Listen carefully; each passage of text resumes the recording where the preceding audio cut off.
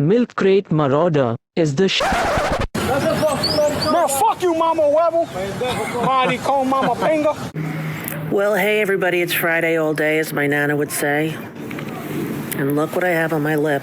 Everybody's been saying, you have herpes all this time, and I never had a cold sore in my life. And now I have a cold sore. And it makes me think that perhaps this weird pimple that had a tiny little head was a cold sore too. And so I talked to my doctor today, and I did a video telehealth, and they said that it's not a cold sore, it's some reaction to the sun. Now, I did sit in the sun yesterday, but I had sunscreen on. So I don't know. I will let you know tomorrow if I do, in fact, have herpes, as some of the taunting from the MAGA people in the last couple of weeks. Hasn't it been fun, ladies and gentlemen, to be standing in direct opposition to everything he is and represents? And always have been. And always will be. La encontré porque estaba la ballena agarrada entre las piedras de Chipiona del faro. And you know what? And I respect that. No, you don't. Of course I respect that.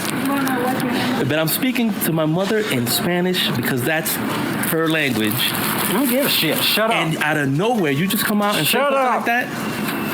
Shut up. Wow, unbelievable. Mike, that is sad. That's Fuck sad. you.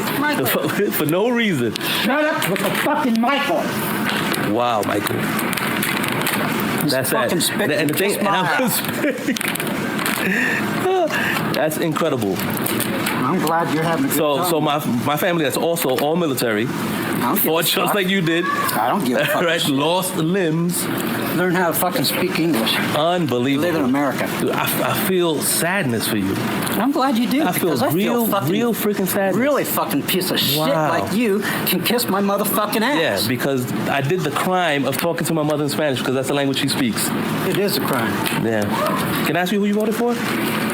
It's none of your goddamn fucking business, asshole.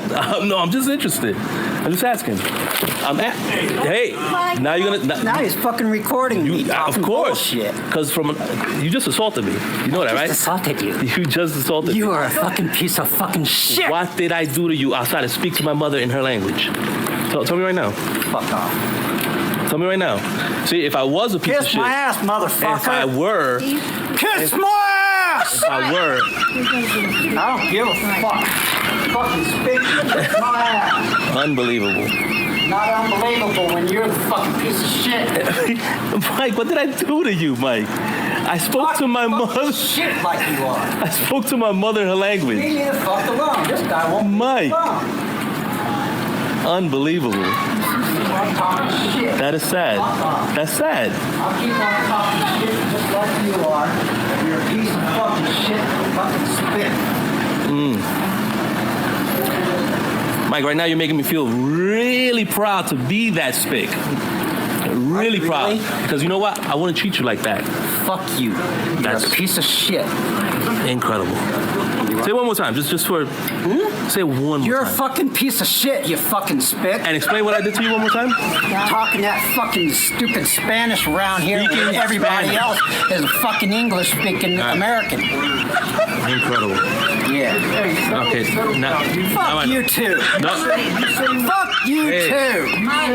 Fuck you too. Michael, stop. Shut up. If you kick every Latino out of this country, then who is going to be cleaning your toilet, Donald Trump?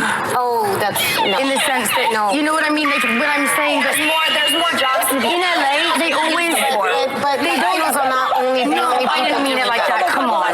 No, I would never mean it like that. Okay, I'm not part of this argument with. I think what you're saying is that Trump himself And he said, look how probably relies on a lot of these people that he's insulting.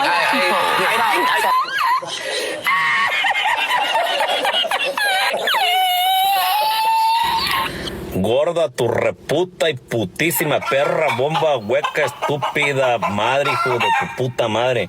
Pinches pelos de lote y malparido, hijo, vas y chingas a tu puta madre de reversa y de maceta a la verga, pendejo. You motherfucking son of a bitch, what the fuck? You understand? Hey, you know who's here? Donald Trump. He's here already? Yeah. Cool. Donald Trump is here. Well, you can't get up too early for Donald. No, he's here. He was actually a little late, which is interesting. He'll blame it on something. What's that? And I'm going to keep my distance because I have a cold, and he's going to freak out over germs. Well, yeah, he won't touch you today for No, sure. I don't want to touch him. Mr. Trump. But you lost a couple of pounds. Okay, sit down. I can't hear you. TV thin. He's TV thin. Yeah. Now, let me ask you something. Does he always wear a pink tie? Do you always wear a pink tie, number one? No. You do not? No, very seldom. You look good. Really? Only if it's an important occasion like this. What'd you do? You lost some weight, be honest. I would say maybe 5 pounds. Nothing spectacular. Really? Yeah. You're supposed to gain weight after Only the the television does that to you, Howard. Yeah. You look good. There's something Yeah, good. There's you something look growing. good, too, even though you have a cold, I guess. Huh? Don't worry, I won't go near you. No, I don't care. No, but I'm not I gonna heard you shake this your morning, hand. so you had a cold. I have a cold. That's why I thought you were late. I thought you weren't going to show up when you heard I had a cold. No, well, You're as I nuts came as I am. dressed. Yeah, I know. He's wearing a mask. You just can't see it. See, if you're strong, you won't get it. Well, I'm around I'm people not with so colds sure. all the time. If you have a strong immune system, it won't. I got caught. I got caught at a low point. I didn't get enough sleep, and that's what happened. Yeah, but what about the whole shaking hands thing? I mean, I have a guy come up to me the other day, sneezing all over the place. He greets me. He's saying, Donald, hello. You know, it's terrible. It's just terrible. That's how I got this. My father was sick, and he touched me. Well, he touched me. At least the it was first your time father. he ever tried to Some guy touch off you. the street He touched that you never saw me. My kids made him touch me. They said, why don't you put your arm around your son? That's when I got it. That's Well, what it's happened. usually hand to hand. I mean, if he just touched your clothing, I don't think you should be sick. You know, it's good to see you. It's nice to see you, Howard. You know why I like seeing you? Because you're honest. That's true. You come in here, you talk about everything. I see you all over the place trashing Dan Rather. Brutally honest. Brutally honest. And I like that. You know I admire that. Well, Dan was not too great. You hated him. Well, he did something to screw No, up. no. He did something to you. He had me on 60 Minutes, and he did nothing but be nice to me, and he was great. And then all of a sudden at the end, I go on, and he starts to do numbers like, you're a vicious, horrible human being. Why? There's a question. Is this the same guy that was just so nice to me? He's terrible. And, you know, I never understood. He got such bad ratings. That's true. How did a guy who was number 3 for years stay on the air? So he's got something. I think he has something on the officials over at CBS. Did you ever walk up to him face to face after he did this number on you and say, you are a scumbag? Many times. You actually. did? Yeah, many times. And I'd see him at George Steinbrenner's box. Right. I'd give him the finger about 2 feet away. Really? Yeah, I'd do things to him that actually people that were with me couldn't even believe what was happening. You would be sitting there in the box, the guest of Mr. Steinbrenner. Right. And Dan Rather would be a guest, and you would flip him the bird That and is true. stand there and hold it up to him. Absolutely correct. I've never seen someone give the finger at a Yankee game. That's ridiculous. Wow. And what would he do? He would do nothing. Nothing. And he'd call and say, Donald, let's get together. Let's have lunch. We really ought to get together. Really? Yeah, and I'd say, no, thank you. And he would do everything possible to be nice. But it didn't matter because when the game was on, he wasn't nice. Right. Nor When you was he needed fair. him. Right. Hey, I don't care about, guys, but he wasn't fair. He was And- unfair to you because he was acting one way off camera and then acted another way on camera. Exactly. Well, that's how I feel about Katie Couric. Yeah, the same thing happened to you. Well, she gives you a hard time? Well, I very rarely do these interviews because who needs them? I got my own radio show. I don't need to be interviewed. Right. I interview myself all day. I'm sick of hearing myself, to be honest with you. That's true. So I walked in. It was my movie was coming out, and I agreed to do everything. And the Today Show wanted an exclusive. I gave it to them. I walked in. Katie Couric says, I got to tell you something. I love you. I said, thank you. She goes, I saw your movie. It was fantastic. I love this movie. I said, thank you. And the camera goes on, and she starts in with me, or, you're disgusting, obscenity, indecency, FCC. I said, let's talk about the movie. Didn't you just tell me off camera that you love the movie? I never said that. I never said that, she said. I said, get out of here. Get out. Leave your studio. Leave your own studio. I couldn't believe it. Wow. And look at your wedding. She snuck in a camera. You said no cameras, and she snuck a camera. Did you have it thrown out? She did. No, I didn't have it thrown out. I heard about it a little bit later, but she was fun. It does happen. Actually, I remember that with you. It was pretty violent, right? Violent. It was pretty vicious. Terrible. Well, the same thing happened to me and Dan Rather. I mean, it was the exact same thing. Donald, there's nobody like you. You're my favorite entrepreneur. You're the greatest guy in the country. You're the great. Then the camera goes on, and all of a sudden it's like trash time. So, I like that you gave him the finger. I like that you walked up to him face to face and told him off, and that was it. Right. Now, how is the marriage going? I'm wondering if it's still hot or really? They're very hot. She looks good, I got to tell you. I keep checking the newspaper, every picture, to make sure she doesn't hit the wall. You're going to be there that day, huh? I will You're be gonna there. check. You know, she's a great beauty, but she's a great beauty inside, which is almost as important. Not really. No, probably not. You haven't lost your mind completely. Probably not. Almost as important. Be honest with me. I want you, because you've always been honest. Right. I'm going to give you a hypothetical. Go ahead. Melania is in a horrible car accident. And I don't wish this on her. You know that. Right. I've spent time with her. She's a lovely woman. Right. Luckily, she survives. She survives. And she likes you, too. Yes. She survives. Okay. Barely. Her body is fine, except for the fact that her left arm is paralyzed now. It's useless. Okay. It hangs there like a slab of meat. Right. On her face now, because of the 100 stitches she received to her face, most of her face was intact, except on the left side, her eye, there's a big red blotch. And it oozes. Oh, dear. Constantly. The doctors can't do anything for it. So aside from the gimpy arm, the left eye oozes, and the fact that her foot was mangled.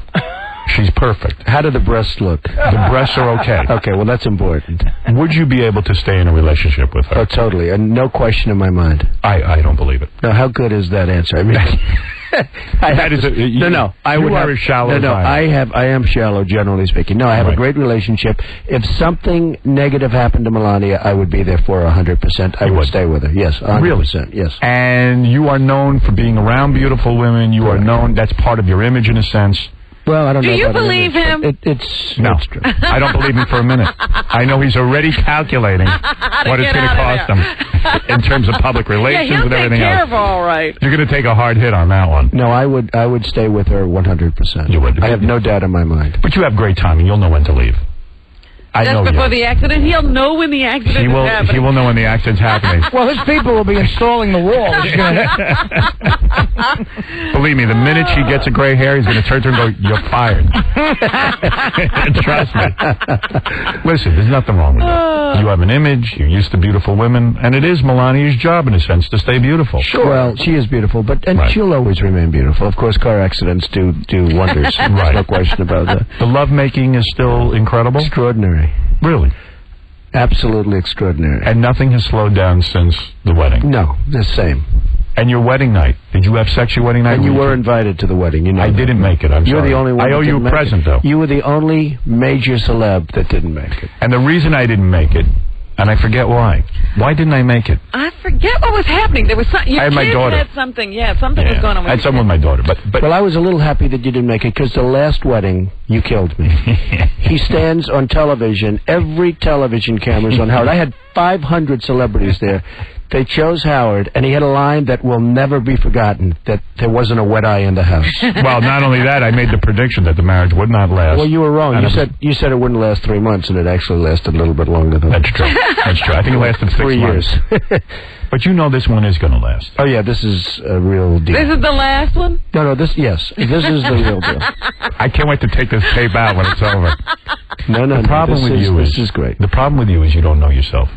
Well, you might be right about that. I'm telling you. I know you.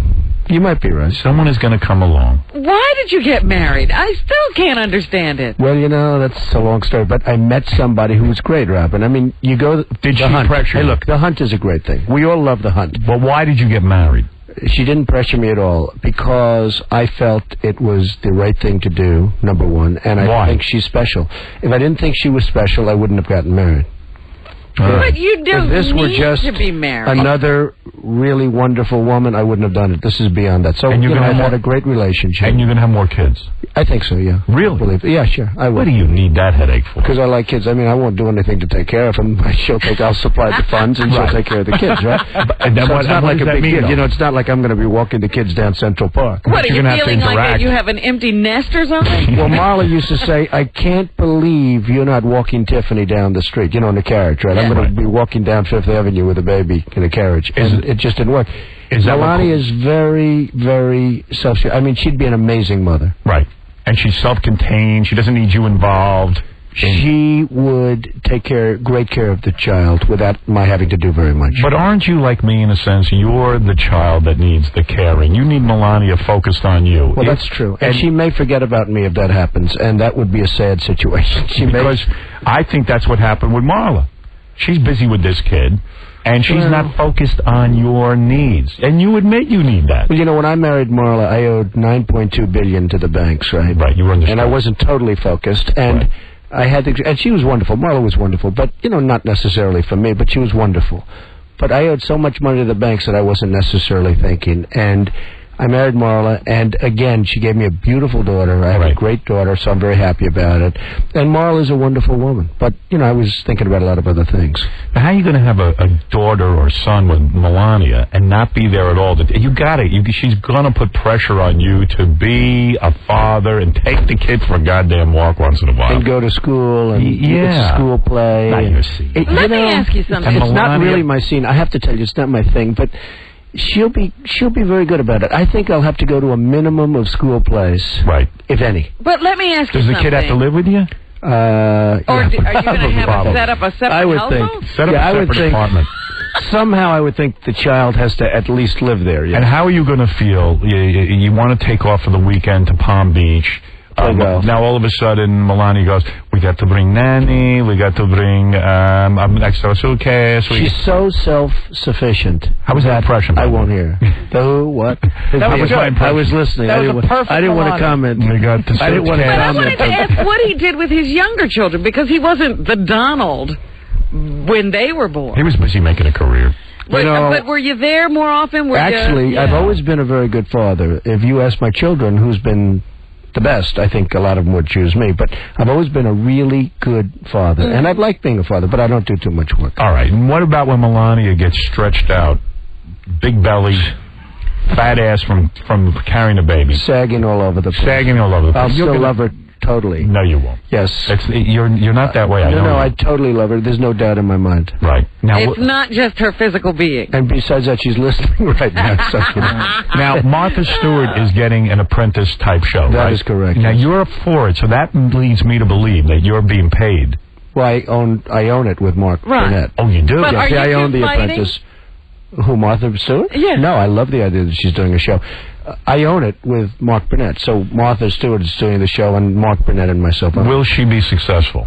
I think so, yeah. I hope so. I certainly hope so. I mean, I don't know if she can have the kind of success we've had with The Apprentice, but she's going to do her version of The Apprentice, and I don't think she'll use the term "you're fired" and things like, you know, I've done. But I think it'll be successful, Robin. What do you think? You're going to watch it, right? No. Why not? I mean, I'm sure I might watch it. I can't say for sure that I'd watch it. She's thinking about watching. Why would I watch it? Thanks for backing me up. She started you.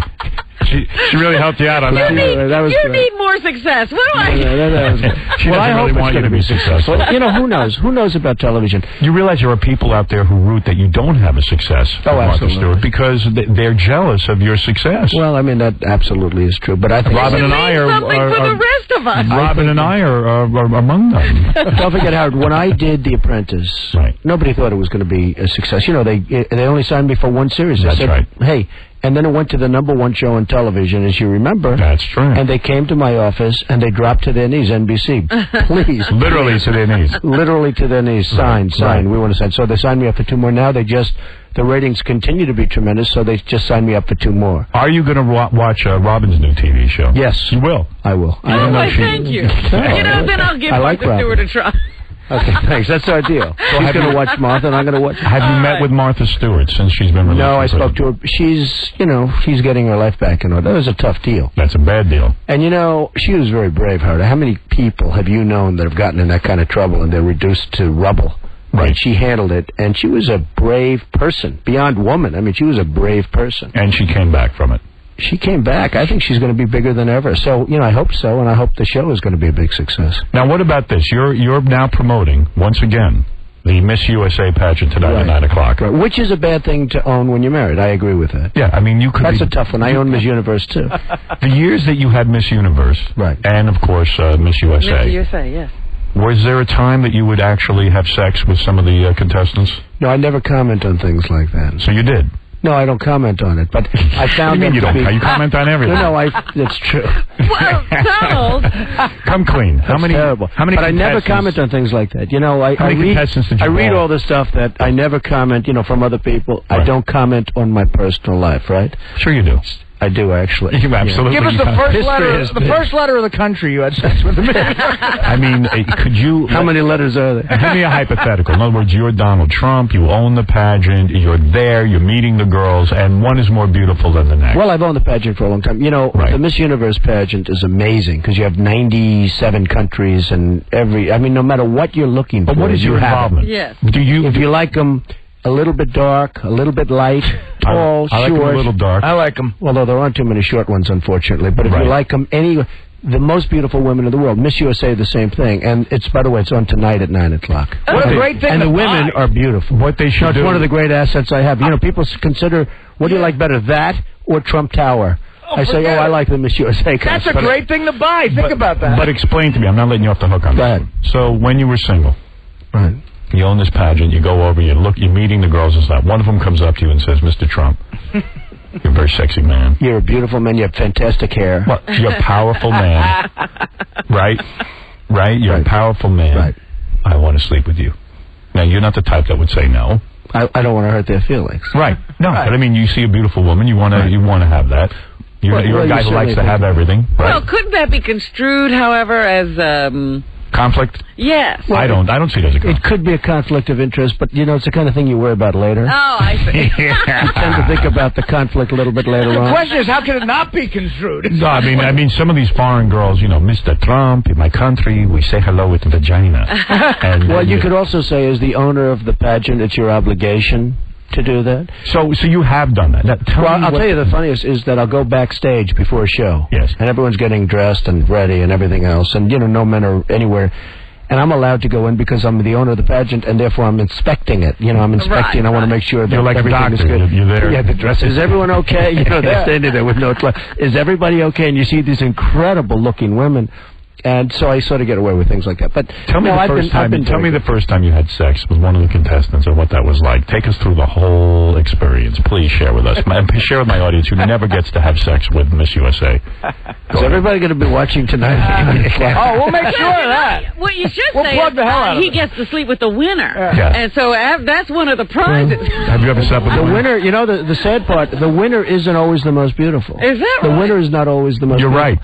right. Oftentimes you'll have women in the back and girls, women in the back that are so beautiful and you can't believe what happened. How did they not make the final Yeah, ten, what's wrong with et those cetera, et judges? cetera. Right. And, you know, the judges pick somebody that shouldn't be there, and you have these incredible people that are standing in the background watching somebody else being crowned. So Right. oftentimes the winner is not the most beautiful. Now, in the Miss Universe contest, I don't know if you've seen the winner. I think you had her on your show. Yes. Yeah. Jennifer. Right. And Jennifer is one of the most beautiful women I've ever seen. Good-looking broad. Right. She's beautiful. She's incredible. She's a nice girl. Miss USA is Shandy. She's done a great job. She's been a great All right, Miss explain USA. something. I'm trying to get out of this. I know, you know, you're how am I talking doing? as fast as you can. I'm just going a mile I a want minute. to talk about when you had sex with her. We'll get back to that. The thing with beauty pageants, some of them, like Miss America, have gone downhill because the chicks are too uptight. Yeah, Miss America has even lost its network. How can you ensure my audience right now, how can you tell them, explain to them why they should watch tonight? What insurances do we have that the chicks will be almost naked? Well, and what will they be doing? I'll tell you what. All right, go ahead. When I bought Miss USA, Miss Universe, it was a sick puppy. Right. And I bought her for a sick puppy price, okay? Good. And then I made sure that the women were really beautiful because they were getting a little bit not as beautiful. And it's a sad thing to say, and Right. some of your people will get although your audience probably would understand this better than most. Your point is that they were starting to take women who are educated over women who are hot. And you eliminated They that. had a person who was extremely proud that a number of the women have become doctors. Right. And I wasn't interested. That was not what you were looking for. This is a beauty pageant. I actually went on the Today Show with Katie Couric a while ago, 6 years ago, and we had a woman running the pageant who was really into the whole thing of education and everything. And I said, look, if you're looking for a rocket scientist, don't turn in tonight. Right. But if you're looking for a really beautiful woman, you should watch. Absolutely. The head of the Miss Universe contest blew up. She went crazy. How dare you say that? That was a terrible thing to say. You know, in other words, the women are really, really beautiful. Right. And That's my point. It's a beauty pageant. It's a I'd rather beauty have a retarded hot woman than a slob who's a doctor. Right. What happened is I had an expression because when I took it over, it wasn't getting good ratings. And as you know, last year, we won the ratings night. The entire evening, Miss USA won. Because Miss Universe, the chicks were hot. Yeah, and Miss Universe is one of the highest rated shows anywhere in the world because it's broadcast all over the world. So it's really become a hot thing. I've made it hot. I'm very proud of that. And people said, how did you do that? And I jokingly said the heels got higher and the bathing suits got smaller. Are there? And then I said, and I was joking, and then I realized, why am I defending myself? Because that happened. Are they thongs? They are almost thong-like. You know, NBC. If it were up to me, they'd get smaller, but NBC has certain standards, so they're sort of thong-like. And what do you have the girls doing besides walking around in their bathing suits? Well, all they do is walk back and forth. We put lots of bathing suit on. Right. And, you know, as you know, Miss America, which used to be the standard. Miss America was the standard. Now Miss USA is at a much higher standard. And How old are the girls? Well, I'm trying to buy Miss America. How old are the girls? Anywhere from 18 to 23, 24. Perfect. No older than 24, I hope. Yeah, and Howard, I don't know if you remember this. One of the most beautiful winners we ever had was from Russia. Yes. You're right. Yeah. Oksana Fedorova. She came in here, yeah. Yeah, I remember. Oksana Fedorova. And you did her, right? No, she left this office. No, I didn't. That was Oksana. Oh, hi, Oksana. How have you been? You didn't do her. I had the feeling you were doing her. She left. She was totally beautiful. She wanted you? She was never the same after she left this interview. Really? It's true. Yeah, Oh, stop it. No, We she really remember she had her interpreter. Yes. And you were asking her unbelievable questions. Do you remember the one question you started out with? What was it? I don't want to tell you because I'm going to get in trouble. But if I will quote you, yes. You said, "Have you ever slept with a black man?" Right. And that was your first question. But I wanted to hear the guy interpret it and say it to him. Watch your face. Right, they have to. The interpreter didn't have a face, but interpret that. Oksana wasn't thrilled with the question. Yeah. Right. You remember this question? Yeah. And this interview, I don't know if you know, it went all over Russia. Right. It was scandal all over Russia. And everybody told me, don't do it, don't put her on Howard. I said, no, I want to do it. He's a friend of mine. And he gets great ratings, and he's all these other things. He's a great friend of mine. It was a disaster, Howard. So I actually looked at her about 2 months into it. She was very bad. She was not doing her job. She wouldn't go anywhere. She was spoiled rotten because she was born so beautiful. And I said, Oksana, you're fired. And you got rid of her. It's the first time in the history, 65 years, the first time in history that a Miss Universe, she wouldn't do anything. What do you mean you're trying to buy Miss America? How much does that cost? Well, I'm trying to buy it. I'm trying to buy it for nothing, you know. Right. I'm trying to buy it. What are you willing to pay? Be honest. Well, as little as possible. Nothing. What do you have to pay for? Well, I've offered him so far Well, nothing. it has nothing. It's losing audience and it's lost. Maybe I'll buy it. Call it Howard Stern's Miss America. That would probably do very well. It's basically the same theory as I have. No, but seriously, how much money will it cost you to buy Miss America? Well, it's not the money that it'll cost me to buy. It's the money it'll cost me to fix it. It needs a lot of help. And, you know, they lost their television contract, so I'd have to get them on television, which I think I can do. Because of my ratings with NBC, I have a lot of power. Now you got connections in TV. Have you called? You know, 2 years ago, it's like, forget about it. Trump's calling. Now it's like, Donald, what would you like us to do? Who owns Miss You want to America? broadcast it? We'll let you broadcast. Who owns Miss America? Well, it's owned by a big foundation, and that's really the problem. It's a foundation that sort of, you know, gives a lot of money to women wanting to go to college, wanting to be educated. Oh, that's and all that. stupid. Again, So it's not like just a money-losing deal. It's like one of these foundation things. So it's a little bit complicated. Yeah. But maybe we'll do it. But they what do you lost, think you know, they lost their television Yeah. contract. What do you think of the idea that some people have floated of making it more like a reality show? I don't think it's have good. it go more than one night. I don't think it's No? good. No, I think it's good if we do it later on. I First, see. I'd like to buy it. And then, no, I don't think it's a good idea. So you are going to buy Miss America, then you'll own 3 of these beauty I'll pageants. have a monopoly on beauty pageants. Wow, look at you. It doesn't do me any good, though, because I'm married. Happily married. Yeah, but you're making some dough with this thing, right? No, it makes great, yeah. What'd you pay for this Miss USA? Well, I paid, they wanted $28 million. Right. And that includes Miss Universe. And I paid $10 million. Okay. And it made $10 million last year. So you bought Miss Universe and Miss USA from the same guy? Well, from Madison Square Garden Corporation. Okay, you bought it from them. You paid $10 million. $10 million. It was owned by Paramount, which was a division. And you've already turned it into a big profit. Yeah, it's been great because, you know, foreign countries pay a fortune. Right. In fact, it's going to Thailand which is interesting.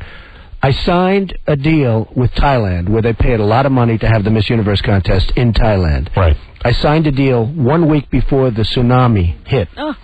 So then I said to myself, that's terrible. I have to give them back their money. They paid a lot, like $6 or $7 million to have it over there. I said, oh, that's terrible. I have to give them back their money. They didn't want their money back. They wanted, more importantly now, and that's on in a few weeks, more importantly, they want the Miss Universe contest because they want to show that they're back. And I thought that was terrific. Yeah. And I think they're right. Why don't you call it Miss Tsunami? And then that make a big contest out of that. I like that. You know, I said one of two things is going to happen. Right. That sounded like a wave. One of two things is going to happen. Either they're going to really want it, or they're not going to want it at all. Yeah. But they really wanted it. They want to show that they're back in business. And that's good. Wow, look at you, man. And you know what? It's almost fair to say that you are now a television mogul. It is strange. You had no holdings in television. Now you got The Apprentice. You got the Martha Stewart thing going. Well, 14 months ago, I knew absolutely nothing about ratings, although I understood ratings from Miss USA. I've had that for 6 or 7 years. You knew that Dan Rather was number 3. That you know. Well, everybody knew that. Right. That was obvious. I think everybody knew that but Dan. Right. So, is it fair to say now you are really going into the world of television in a big way? No, real estate's what I do, and that's what I like. You're not going to buy any more properties in television? No, I'm building 9 buildings right now. I'm the biggest developer in New York. That's what I like doing the best, real estate. 9 buildings. And I'm building a big one in Chicago. And I also understand in Chicago you decided not to go up and challenge the record for the tallest building. That's right. I have a building that's 92 stories tall that's going up right now in Chicago. Right. We sold $700 million worth of apartments before we even started. Look at you. And what happened is, it's an unbelievable... I could have, for a very small amount of money, made it the tallest building in the world. But you didn't want it. I said, no thanks. Not at this point. Everybody else do that. You know what? Yeah. After September 11th, things changed. Nobody wants to. If you would have told me that for a very small amount, I mean, it's like raising the antenna, right? You know, not that much money. Right. I could have had the world's tallest building. Nobody wants it. I don't want it. Not now. I want to keep the profile the way it is. It's perfect. Tell me if this is true. Shaquille O'Neal bought you and Melania a $325,000 Phantom Rolls Royce as a wedding present. Well, he gave as a wedding present, and he was at my wedding, and he's a great guy. Shaquille, you know, I happen to love Jerry Buss. I think Jerry Buss is a great guy, but losing Shaq was not a good move. I mean, Shaq is Shaq. Yeah, well, it's obvious. Did he buy you this car? I'll say on live radio, off the record, yes. What do you make of that? I mean, did someone give it to him? Me. You know, hold it. Did somebody give it to you, to Shaq to give to you? He didn't pay for it. I don't know. Let me what do you mean you don't know? Shaq is making $35 million a year. Right. If he buys a Rolls Royce, that's like somebody going out and buying a piece of candy. You understand that, okay? Right. Shaq's a friend of mine. He came to my wedding. We had everybody at the wedding. Everybody but you. The only one missing, the only major celebrity missing was you. Yeah. Everybody was there. Les Moonves, Jeff Zucker, the biggest people. Katie Couric was there. Go ahead. Everybody was there. Everybody was fascinated by Shaq. Shaq is Shaq. Yeah. What is the worst gift you received? It's a phenomenon. The worst gift is nothing. Somebody showed up. Who gave you nothing? I don't know. What famous person? Bill Rancic? Yeah, I think it was Bill. Actually, Bill. You know, it's interesting with weddings. A lot of times I'll tell Melania, don't buy him a gift. Right. And she'll say, that's terrible. Why? Because they're not. No, you know, like I don't even know who gave me what. You understand that? Right. It's like you. Right. You're so busy. Look at your desk. You got all these tapes, probably mostly of nude women. And what are you saying? You know who gave you what? No. A lot of times, Howard, if it's your birthday and you get 500 presents, you're not going to remember 2 weeks later who gave you what. Right? Was Pat O'Brien at your wedding? He was. Now, did you know he was such a freak? Well, Pat had a problem, but he didn't have a problem at my wedding. I didn't know that he had such a problem. Have you heard the tapes? Yes. Did you know he was in the bathroom at your wedding calling Melania? You've heard the tapes of Pat O'Brien. I've heard the tapes. On your show. Yes. Now, isn't that a dumb move? Would you ever, in your single years, and you're a coxman. You were around. Well, in my single years, I think it would have been all right. In the married years. No, but even still. But you're not going to leave a message like that. You don't leave a message. Well, you know what fascinates me? No way. That was really stupid, but he must have had a problem. That was stupid. That was pure stupid. Right. But what really fascinates me is email. I have friends. First of all, half of my friends are under indictment right now because they send emails to each other about how they're screwing people. Okay? Right. But it's unbelievable. Why do people email do that? Is unbelievable. You'll talk on the phone. They can't even say hello. They don't want to say hello or goodbye. Right. And yet they'll write you a message that they're having, sex with 15 different married women. It's unbelievable. Email is unbelievable. I know, they feel safe for some Would you do another Apprentice with Pat O'Brien? Because I would watch that. Yeah, somebody's got to rehab it. I think it's a great idea. Actually, I have to tell you just one thing about The Apprentice. This group is fine, but I chose, for the first time, because I've been so busy, it's hard. We have over 1 million people apply to go on The Apprentice. Right. And Mark Burnett and the staff, they choose the people and all, and it's been great. But I wanted to choose my staff, my group, for the next one, which is the 4th one, which will come out in the fall, okay? And start shooting in a couple of weeks. And I went, and they chose from over 1 million people, they took it down to 2,000, and I went to Los Angeles, right? And I picked the 18 people. Howard, you'll be watching every night. Oh, there you go. Some of the most beautiful people. You know, they were all saying, oh, Donald, don't use that woman. She's too beautiful. Do you have at least one crazy black person? I hope not. You have to. Because we've had some problem. I mean, between Omarosa from Omarosa. No, every reality show has to have a crazy black person. But, you know, he's saying they've had some trouble. It's Omarosa, the crazy black woman, who's causing all the trouble. Actually, I think we have some great black women on. Don't you have to have, when you and Burnett sit down, you have to have black people? Yeah, I think that's correct, yes. Yes. What about Asians and Hispanic? Why are they always forgotten? You have to have Okay, well, look, let me just tell you this. Okay, number 4 is going to be so unbelievable. The cast is unbelievable. We have a stripper who wants to make good. Right. Okay? Right. Which, of course, is going to immediately, you're going to watch. Right. Your entire audience just decided. Yeah, got to see how the stripper does. She is so beautiful, you won't believe it. We have a beauty queen that they didn't want, but a beauty queen who's so beautiful, Howard, that you wouldn't believe it. And a lot of people didn't want her because she's not believable. She's that beautiful.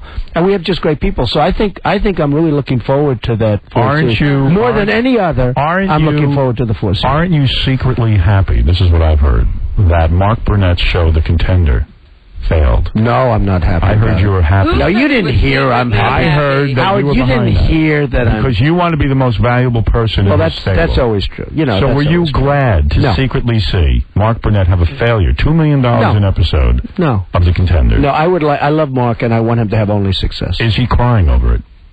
Well, I think he's happy with The Apprentice, and he's happy with Survivor. Those two shows. What has he said to you about the failure of Contender? What does he say? Did he say to you, I think I lost it? No, I don't talk to him about it. No, he's very proud of it artistically. I think it's a great show. You know, I mean, I watched it last night. I thought it was terrific. I mean, he's very proud of it artistically. Has he lost it?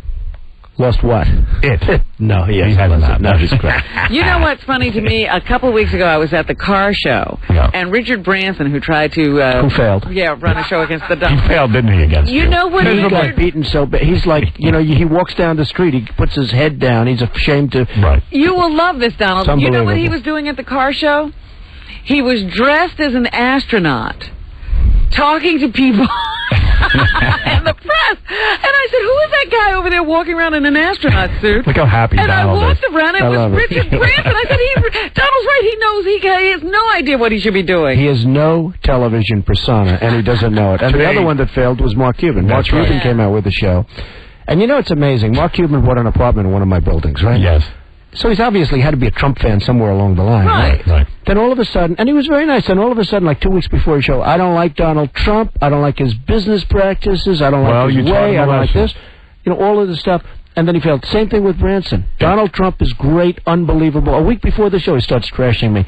So it's like they failed badly, and I'm happy about it. By the way, one thing I want to ask your opinion. Yes. On The Apprentice. There was a concept, okay, thrown out by some person. 9 blacks... Go ahead. ...against 9 whites. This I like. And it would be 9 blacks against 9 whites, all highly educated, very smart, strong, beautiful people, right? Yes. Do you like it? Yes. Do you like it, Robin? Well, I think you're going to have a riot. Yes, I like it. I like it. It would, it would be the highest-rated show on television. Oh, yeah. Let me ask you a couple questions about it, if I may, because I'm pretty good with this stuff. Okay. Very dark blacks or light-skinned blacks? Assortment of blacks. Against whites. Well, how many blondes? Probably 9. I'd say 9. Who's thinking of doing this? This was a thought that was given to us. It was thrown out in a meeting. You could have that person arrested. And somehow, I don't think NBC is thrilled with the idea of the concept. Wouldn't that set off a racial war in this country? Actually, I don't think it would. I think that it would be handled very beautifully by me. Right. Because, as you know, I'm very diplomatic. Yes, you are. You're very sensitive. I'm a sensitive person. Right. And I also think that you'd probably have 35 million people a night watching. I got to tell you something. On some level, it's wrong, but I like it. Yeah. I like Well, it. I gotta give would it to watch. the- I would watch that. I give it to the black team. I have to watch. Because you want to know when the riots You know what? I would give it to the blacks. The blacks are going to win because of that extra bone. They have 9 extra bones in Oh, the my right. goodness. It's not a race. You know, the Marty. truth, there's something wrong with it, but I don't know. Maybe we You should like think it. about it. Think about it. Maybe we should think about Was it. the guy fired immediately when he got there? No, actually, I think he was promoted, actually. I got me an idea. All right, look. You have done it again. You're happily married. Let's take an assessment right now of your life. Of your successes. Happily married, so you say. I think there's always that lingering doubt in your mind. I'm very happily married. All right. How about Jews versus blacks? Anyway, so... How about blacks versus human beings? There you go. You are a Klan member. I got me an idea, Mr. Trump. All right, wait a second. Well, every idea has to be considered. Let's take an assessment of your life, though. You're on top of the television world. Tonight, big night for you. You will be there? It's going to be from Baltimore, which is a wonderful city, a really progressive city, and That's the where Miss I'm USA from. will be live from Baltimore And tonight. you're flying out to Baltimore? I'm flying to Baltimore. All right. On your private jet? On my private jet. I see. Baltimore will be glad You want to have go? you. What is it? Do you want to come with me tonight, Howard? How can I go with you? Robin, do you want to come? It's good for your show. Good promotion for your show. We'll announce it on the air. You're gonna. No, do you want to come? I can't go. Artie, come on, Artie. I would go if I didn't have to work. Artie did a great job at my roast, Howard. I'm telling you, he was the single best person. A lot of people thought you were What did he totally say? bombed out of your mind. He was the bombed. best. I'm telling you, we had all What these did he say comedians- about you that really hurt? I don't want to go into it. It was terrible. What was your best but joke? he Go ahead. was the funniest. Let me hear two of the jokes. Well, one of the things, there's talk about some Donald financial problems in Atlantic City, and I said that Donald took his daughter for a drive through Atlantic City and said, "Someday, honey, your name will be at the top of all these buildings. That's if you marry a guy named Borgata." I had to bring this up. That was a good one. I had to bring this up. I'll tell you, honestly, the Atlantic City stuff is doing great. No, I do it. I mean, my Atlantic City. Okay. All right. He had to bring this crap up. No, you brought it up, but I had to bring you up. It was nice of you. What did I bring you up for? It was nice I of thought you. he was, I was trying to be nice to him. The truth is, he was terrible at the thing. He was terrible. He did a lousy job, but I tried to be nice to him, and this is what happens. You get hit. This is like Dan Rather all over again. Absolutely. Loser. So now I don't talk to Artie anymore. Oh, come on. Forget him. Go ahead. Howard made me tell Go that ahead. joke. All right. Now, let's take an assessment of your life. Go ahead. I don't know about this thing in Atlantic So City. the roast was a glitch. Your show, Miss USA Pageant, tonight at 9 o'clock on NBC. NBC, probably going to be number one. Am I right? I think it is a good shot. All right. It's doing very The girls, well. I'll tell you what, the girls are unbelievable. All right. That's good enough for me. Apprentice, Thursday nights, Right. 9 o'clock on NBC. Right. You are now worth what today? Sitting here right now. Billions? How many billions? Well, they say 6. Yeah. Are you worth $6 billion Yeah, today? that's what they say. I don't know if it's true or not. $6 billion. That's a nice number. It's a lot of money. Well, you can eat well. Yes. It doesn't mean anything, once you get to, like... Is it really $6 billion, or is it just some sort of weird... Like, Well, what, that's if what I they needed, say. If you needed to get to your cash right now, how liquid are you? I'm liquid. This is a good time in real estate, Howard. I just sold an apartment for $30 million. I bought right. the whole building I 4 read years that. ago for less than that, okay? It's Wow. it's crazy. And this is a good time to be in real estate. Now, in 2 years, you I may come in and say, Howard, I was only kidding you, right? Yeah, I was Right. going to say, what do you But think of the future? I think it's good. Yeah. I think as long as interest rates stay low and as long as the dollar remains weak, which is very weak. The Europeans are It's coming a and trying to mess, buy everything. yeah. Right. And if you're in my business, which is, say, I'm building 6,000 units on the west side of Manhattan. I just built a beautiful building on Park Avenue where you should actually move. I built a beautiful building on Park Avenue. You on should 50 move West. there. I got to move. I just finished a big one opposite the United Nations Trump World Tower, which Right. is actually the tallest residential building in the Yeah. world, all residential building in the So world. you have $6 billion. I mean, more or less. Yeah, more or less. What the hell? How many planes do you have? 2. 2. What do you got? What kind of planes? A Boeing and A Boeing? Yeah, Boeing 727. You own that. Whoa. Yeah, and I have another one. What's the other one? A helicopter and another plane, a small plane that I don't use. What's the small plane? What kind of plane is it? It's a Citation something. You don't use that one. You just go with the Boeing. I like the Boeing. When you go to Baltimore, you'll use your Boeing? I'm going to use the Boeing, yeah. Look at you. So, Donald, can I come to Baltimore? No. Melania. No, Dan. You've blown it, Artie. Artie, you're over. You know, Melania. You know what I hate? I hate when you're nice to somebody, and then they come back at you. It's like, what? Wait a second. Because I'm a loyal person. You asked so him. I'm nice to the guy. I'm trying to. He made a fool of himself at my roast. I'm trying to tell everybody what a good job he did.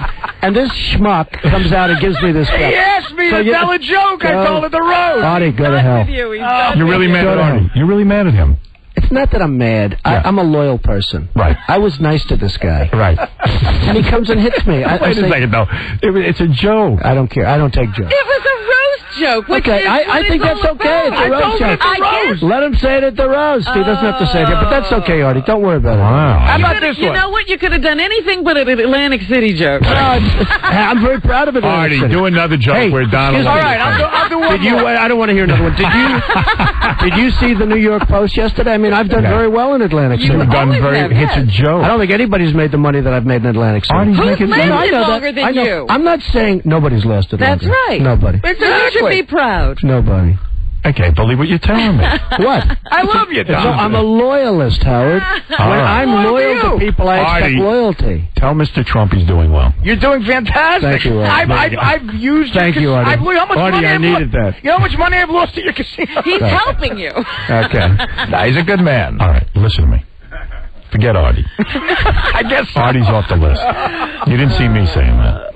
All right, you forced me to tell that joke.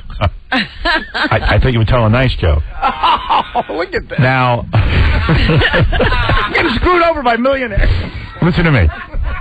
You are on top of the world. You mean Artie won't be working at Trump? No, we just terminated his contract. $6 billion. You've got the planes. You've got Melania.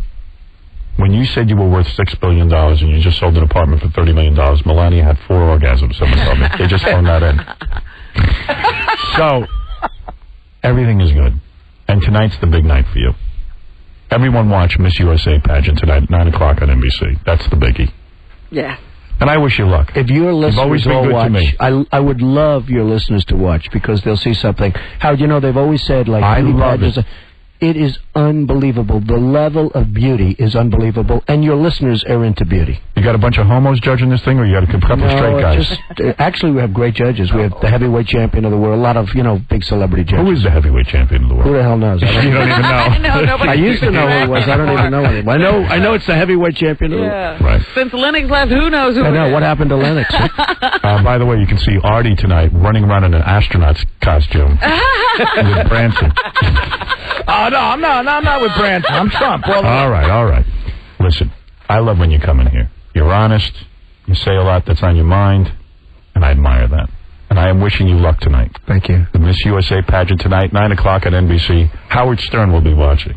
You better be watching. He's damn right I'll be watching. Thank you, Howard. And see Donald Trump on The Apprentice Thursday nights at 9 o'clock on NBC. We're going to take a break. I'm going to let you out of here. I'm not going to shake your hand because I have a cold. Okay. All right? You understand what I'm saying? I appreciate it. He appreciates it. Actually, I appreciate that very much. I'm going to keep my distance from you. Because the greatest thing you ever did, that I still say out of all your accomplishments, when you were on Larry King, and you told him he had bad breath. The single greatest moment that I can think of. You know what had happened, though. You know how it happened. I have been, some people loved it. Some people thought it was horrible, the worst thing they've ever seen. But Larry said, you intimidate people. You're always intimidating people. Everybody tells me this. How do you do it? And I said, Larry, you have terrible, terrible breath.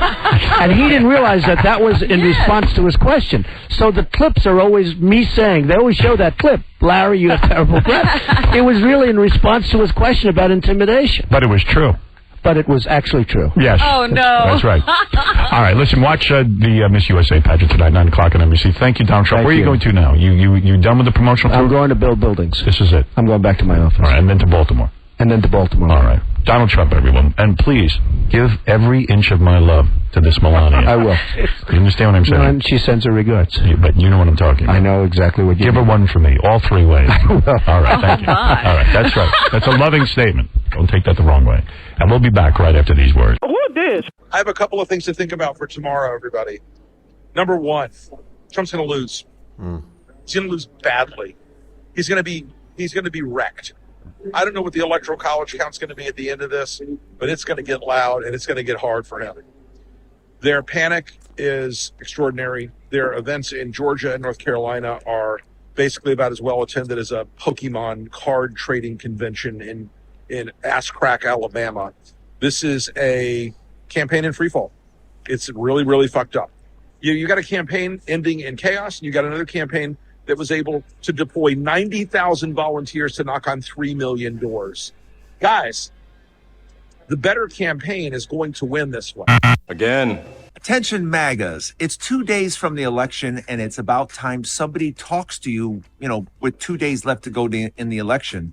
We have to talk to you now, because on election night, you're going to find out very quickly, even though Donald Trump is going to claim victory, within a few hours, you're going to find out that's nonsense and that he lost badly. Yeah. And I'm just on here now to prepare you, because the last thing we want to hear is the whole, somebody cheated, somebody didn't count the vote. He's going to lose by millions and millions and millions of votes. And you want to know why? He's a fag. Try again. Try again, my pets. I find this most amusing. First of all, I'm not going to worry about it, Phil, because he's not going to win. So you think he's just worn it out?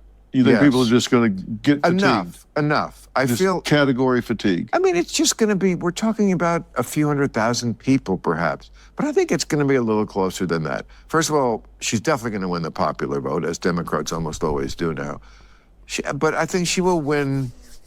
I think he will, of course, go batshit insane, as he always does. He won't accept it. His followers, I think, I don't think their heart will really be in it, as it was in 2020. It's just fatigue. Yes. Congratulations. You're a failure.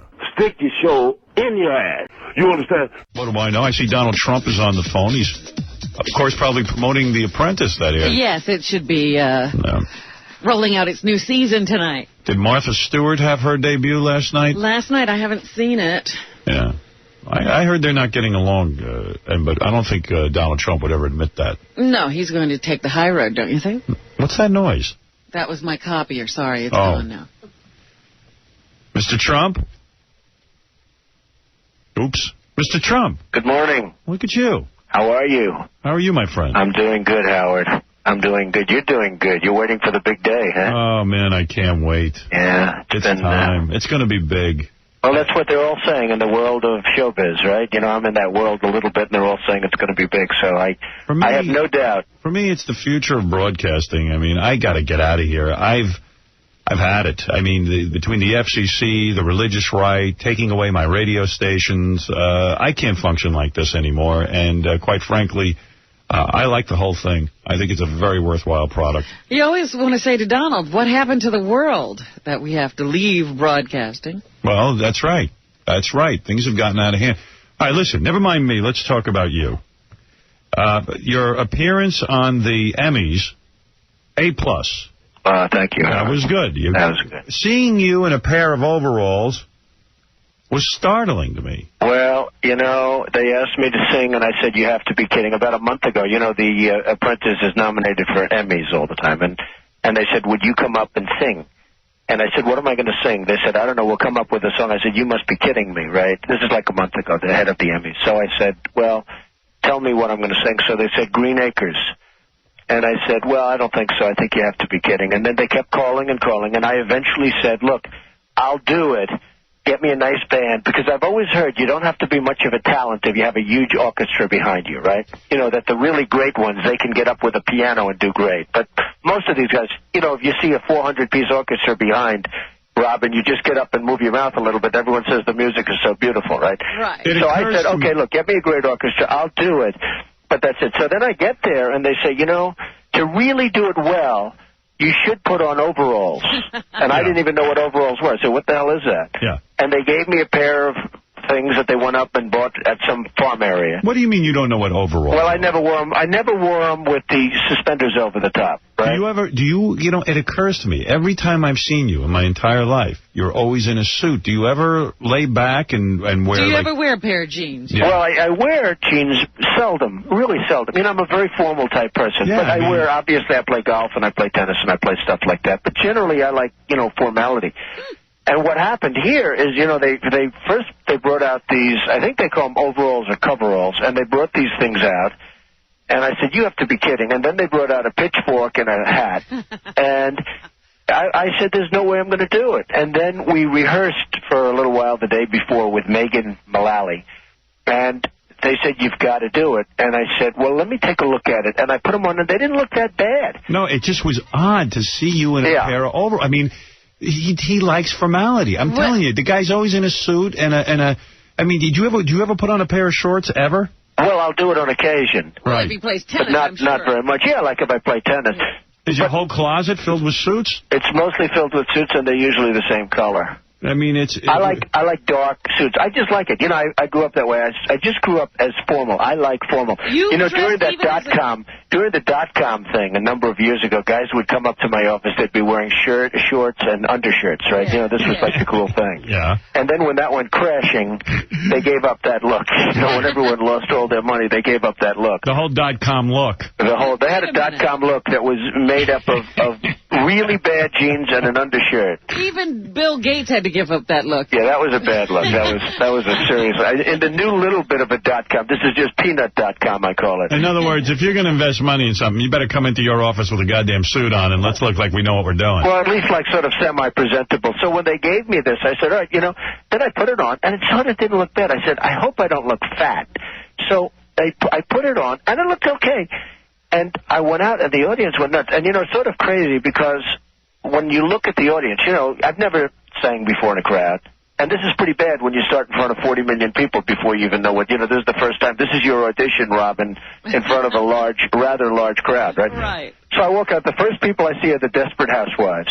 And then you look at those first 15 rows, and you know everybody indirectly. From watching television or movies, everybody in those seats, everybody. Right. And I'm saying, I can't believe I'm doing this. As I'm walking out, I said, I can't believe.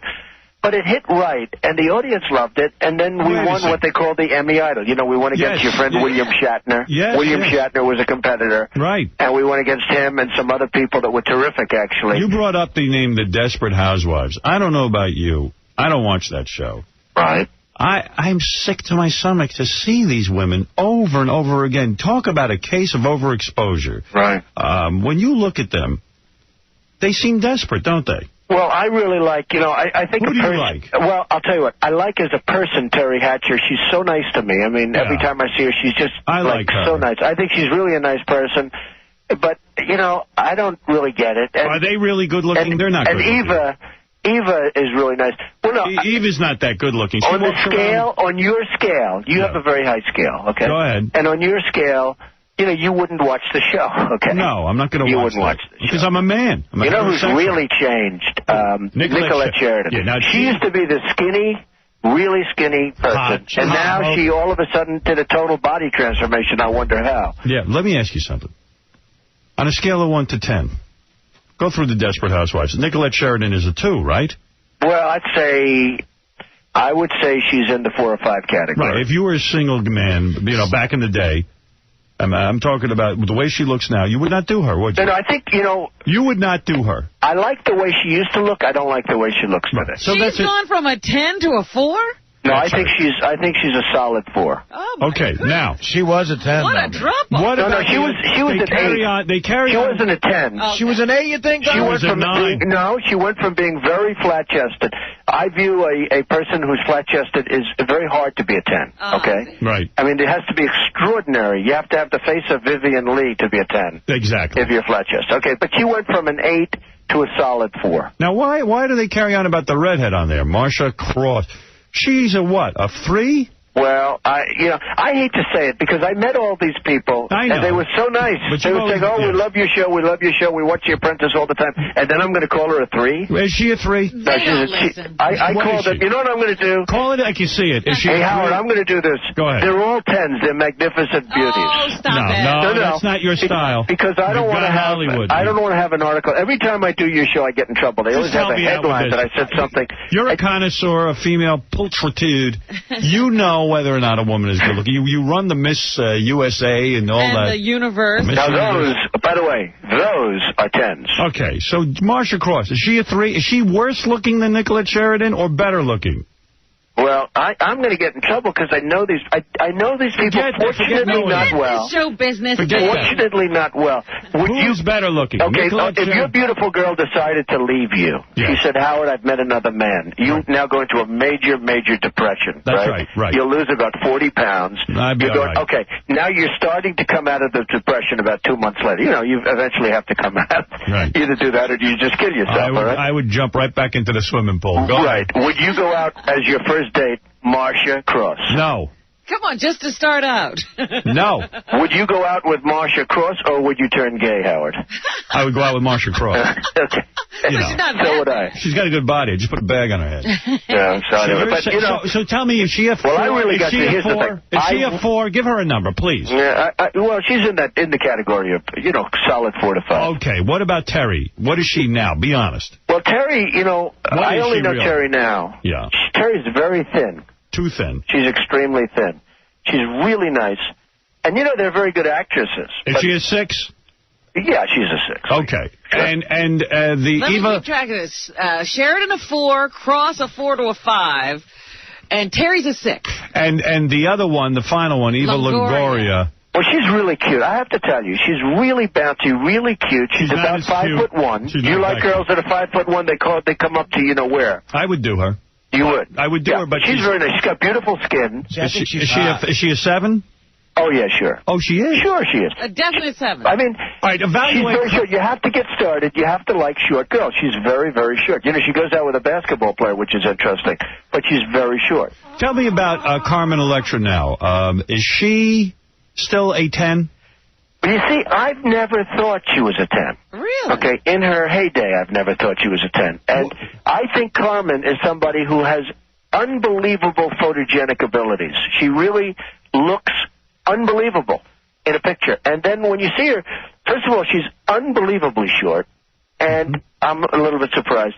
I think that the boob job is terrible. They look like 2 light posts coming out of a body. Give her a number, please. I would say she's an 8. An 8. Oh. Yeah, she's an 8. No, I'm talking about in person. Who is if I see a picture of Carmen Electra in the New York Post, right? She's a 10 all the time. She takes great. If I see her in person, she's a solid 8. Who is a 10 of all time? A 10 of all time. Yeah.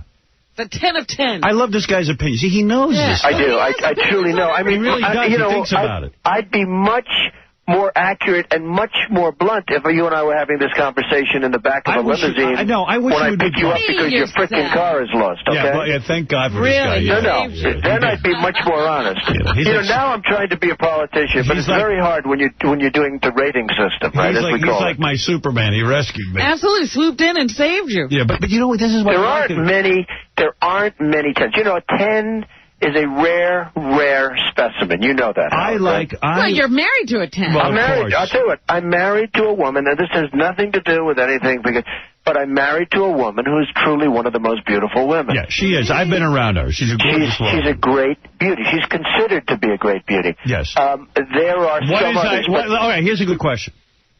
Right now, at this point in history, your ex-wife, Ivana, what is she? Oh, no. Well, you can't judge now. Judge now. Oh, if I said that, Howard, that'll be such a disaster. I mean, don't forget, she's been going after me for 20 freaking years. And she'll never stop. She is going after me. Let's forget if I do a book, she comes out with a book and it fails. If I do something else, let's forget that we're on the radio. Let's have those conversations we have when we're alone. See, he's told you Ivana's number. Well, he's never been a fan of Ivana. I know. Ivana was very beautiful. I don't like her attitude. You know what I'll say? I don't like her attitude, to be honest with you. Right. But Ivana was a very beautiful woman. Back in the day, great. She was a very beautiful Today, woman. what is she? But is now she I don't want to. Well, I can't do that. You know why? She's the mother of 3 of my children. If Terry Hatcher's a 6, as you say, and Nicolette Sheridan's a 4. Here's a way to go, Howard. Is she higher or lower than Marsha Cross? Are you asking me that question? Yes. Well, I'd always say higher because she's the mother of my children. Take away the I have to. Howard, if I ask you about your ex-wife, is she a 5? Is She's she a an 8? 10. Okay, give me the answer, Howard. A 10. Huh? A 10. Yeah, that's what I say. I say the same thing. I'm not as brave as you. No, I know. So those are very, very difficult scale questions. All right, now. But there's nothing like the scale. How amazing is the scale? 10 of 10s. Who is the 10 of 10s? Come on. Well, wait. I have a friend who, I know somebody, and this guy's a very, very rich guy. Go ahead. And he said, Donald, you have to do me a favor. I have to meet her. Now, this guy's rich, smart.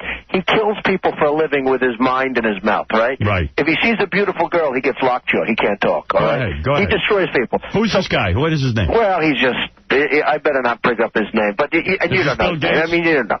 But he's just a regular guy. Right. But anything he can go out with, he'll go out with, and yet he can't talk. He gets lockjaw. He can't talk with women. He goes to the office. He destroys people. He destroys geniuses. So what's the point? There is no point. Let's go. There isn't a point. What is the 10 of 10's name? Who's the 10 of 10s? Right now, if you could just be free to have sex with anyone. Well, you know, okay, I'll tell you, and I've always felt this, and for some reason it's always been this way with me. The most beautiful women aren't the famous women.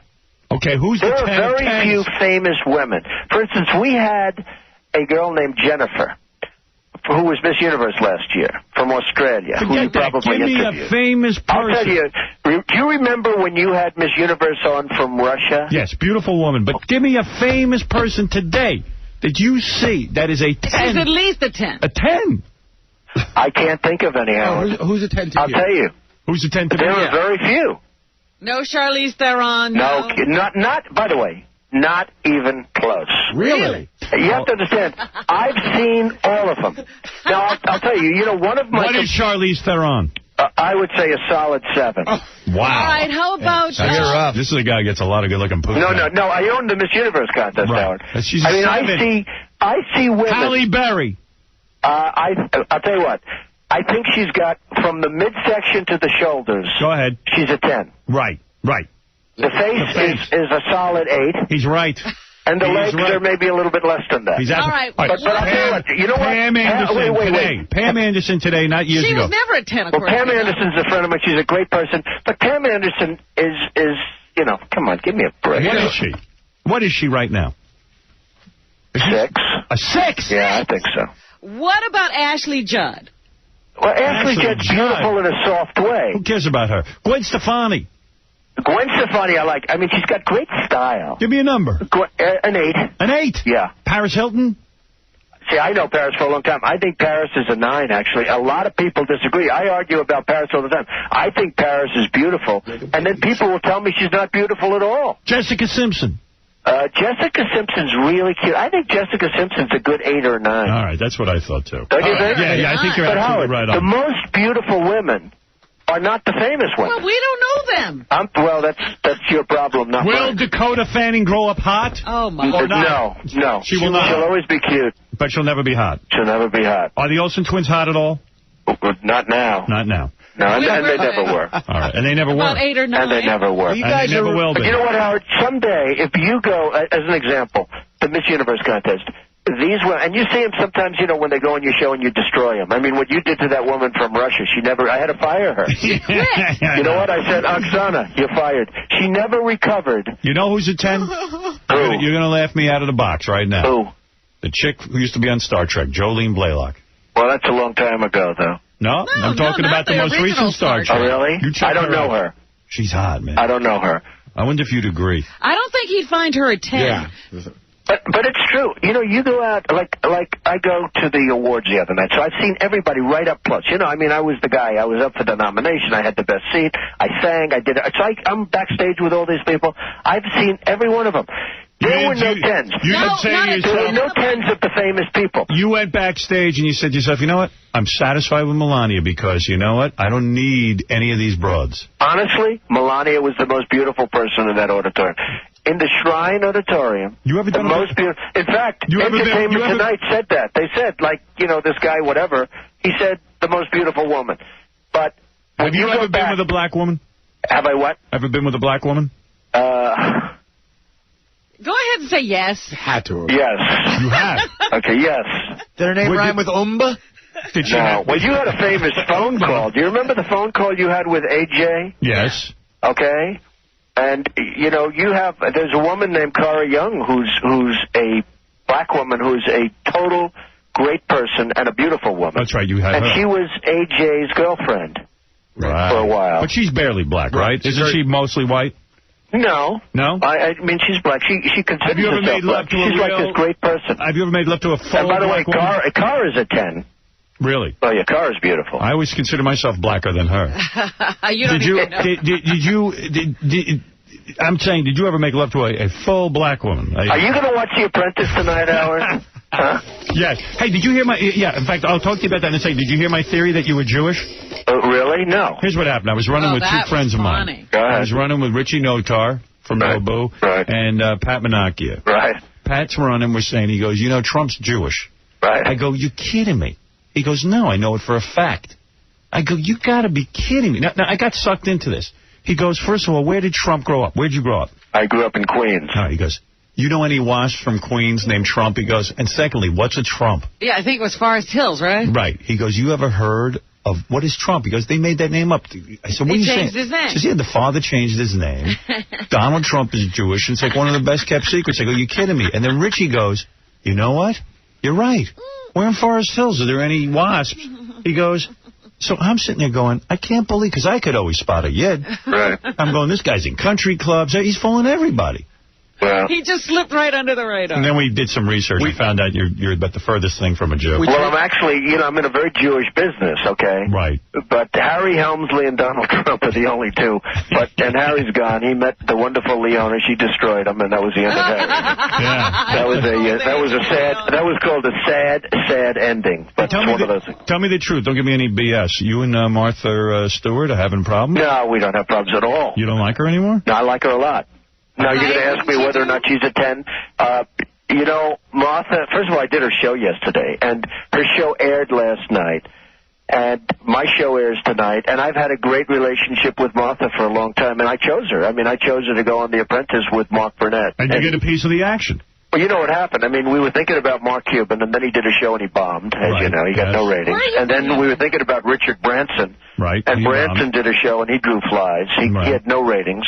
So they did like an automatic Nielsen for us. And we were thinking, who would be good with The Apprentice? And we chose Martha, and her show aired last night. But you didn't see it.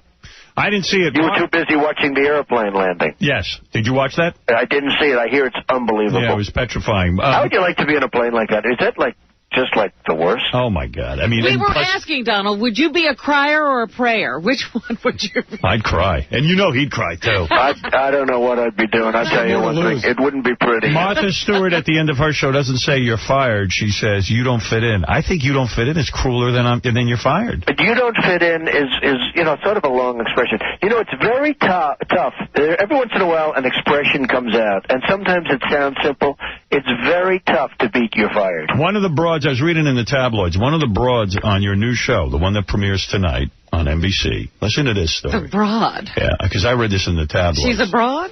There's this chick on there, right? She wants to be the Apprentice. Yes. And they list her on The Apprentice. Is this embarrassing to the show to bring this up? No, not at all. There's a girl on the show who they list as an owner of salons. That's her background. I've talked about this girl. Yeah. And now her name is Allah. Yeah, they're saying she now was a stripper, and she found some guy who used to pay to take her out to dinner. Yeah, I told you this whole story. He used to he used to get lap dances from her. Right. She was a stripper. Right. And he loved her so much, he started robbing and killing people. He killed 3 people for his lap dance. to pay for lap dances from her. She must be super hot, huh? Well, she's hot, and she's really smart. She's very, very cunning, very, very smart. She's an amazing character on the show. Is she a 9? She's very good looking, and she's like an amazing character. I will say this, though. We have people, this sounds horrible. I mean, this is just terrible. You know, I wasn't happy with show 3. I wasn't happy with it. It did very well in the ratings, but I didn't like it because I didn't pick the cast, and I couldn't pick the cast. I'm building too many. I said, I'm not going to California to pick the cast. Just pick a good cast. They picked a cast. It was picked by some young people that are just forget it. Give me a break. And I ended up with 18 people, and I just didn't agree with the cast. It was, to me, it was terrible. So the show goes on, does well, and I couldn't stand it. And the same thing with 2, but to a much lesser extent. 1 really worked with that crazy Omarosa and everything. It just really worked. Right. So it continues to get good ratings, and I say, I don't care. I'm going to go to California this time. So we had over 1 million people apply. I go to California. They break it down into 2,000. Out of the 2,000, I picked 18 people. Okay. Now, some of the girls, and I really mean this, Howard. You got to check it. Because not everybody agrees with me on this. You know, actually, Mark Burnett said, Donald, this woman is so beautiful that she's not credible. I said, do me a favor, Mark. Let me worry about that. She's too beautiful. There's no such thing as too beautiful, okay? Right. I have on that show 2 10s. 2 10s. 2 10s? I mean 2 10s. And now listen to this. You're not going to tell us which one? I have one girl on the show. I won't even tell you who because I'll let you figure it out. But I have one girl on that show who is one of the most beautiful women I've ever seen. Well, you're smart because that's what you do. Hey, before I let you out of here. By the way, he is right that woman is smart because when the guy went really off the deep end, he actually was holding a gun on her at one time, and she talked him out of killing her. That's right. She saved her own life. That's pretty damn good. This guy did not sound like a very solid citizen. Do you agree? Did you bring this up on the show? Or no, well, actually, on the show, we find out. We had no idea because she owns spas and everything, you know. But on the show, a lot of things come out at one of the boardrooms. It's amazing. It's an amazing boardroom. So this is the best show we've ever done. Number 4 is the best we've ever done. It's even better than 1. Hold on 1 second. Someone needs to talk to you. Yes, Eric the Midget. Eric? Hello? Yes, Eric. What is it, Eric? This is Eric the Midget.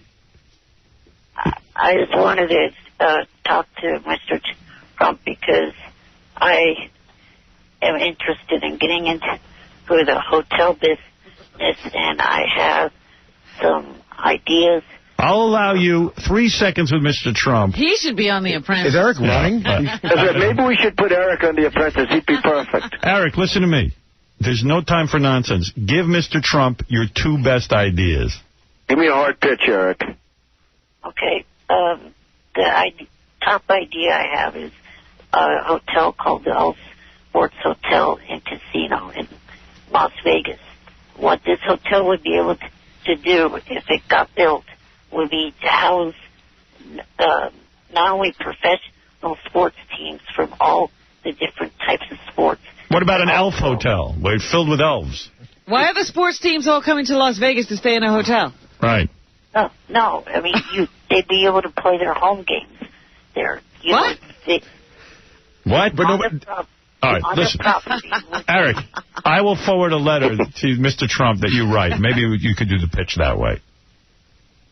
Okay. Eric, thank you, though. That's a brilliant idea. What do you think of that? A sports hotel? For the sports teams to play their home games in. Right. Well, it's sort of a complicated idea. I'm trying to figure out how many home games do we need in Las Vegas. Right? Why don't you tell him... The sports franchises are trying to stay out of Las Vegas, not in Las Vegas. Why don't you tell him he's fired? Eric? How about... Are you there, Eric? Yes. Eric, you're fired. Get the hell out of here. We're only kidding, Eric. You're not fired. All right, Eric, give me it in a letter and I'll send it to Mr. Trump. You need a job to get fired, Eric. Right. Hold on, Eric. Jackass. Let Eric write that in a letter. All right, listen.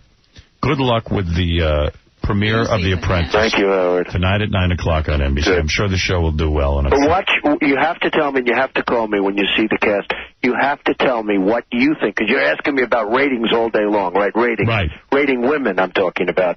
I will you tell have to call me and tell me what you think of the beauty of some of the women. I will. You know, you can't pick all these ratings because that would not really be credible. You can't have all 10s, right? And things with Melania... You need some super geniuses and everything else, but you have to tell me. And things with Melania are good. Excellent. The sex is still good. The sex is extraordinary. 3 days a week? Howard, much more than that. Really? Yeah, do you only do 3 days a week? Sometimes a little more. Huh? Sometimes more. Okay.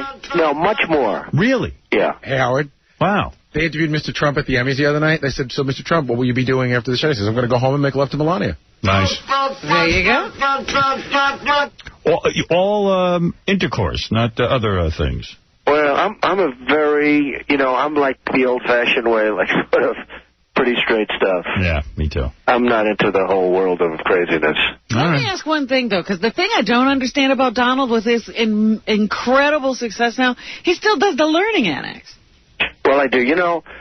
The man that runs, I'll tell you, it's crazy. It is, like, semi-embarrassing, but great. What happened, he asked me to do the learning annex, and I gave a speech about success and, like a motivational type speech, which I do. And I do it, and I like doing it, and I have fun doing it and everything else. But he asked, we did it last year in New York, and 25,000 people came. They started off with a very big ballroom. It's a successful and they ended up going to the convention center in New York, the convention center, because that was the only place that could, handle it. So anyway, he did one in Los Angeles.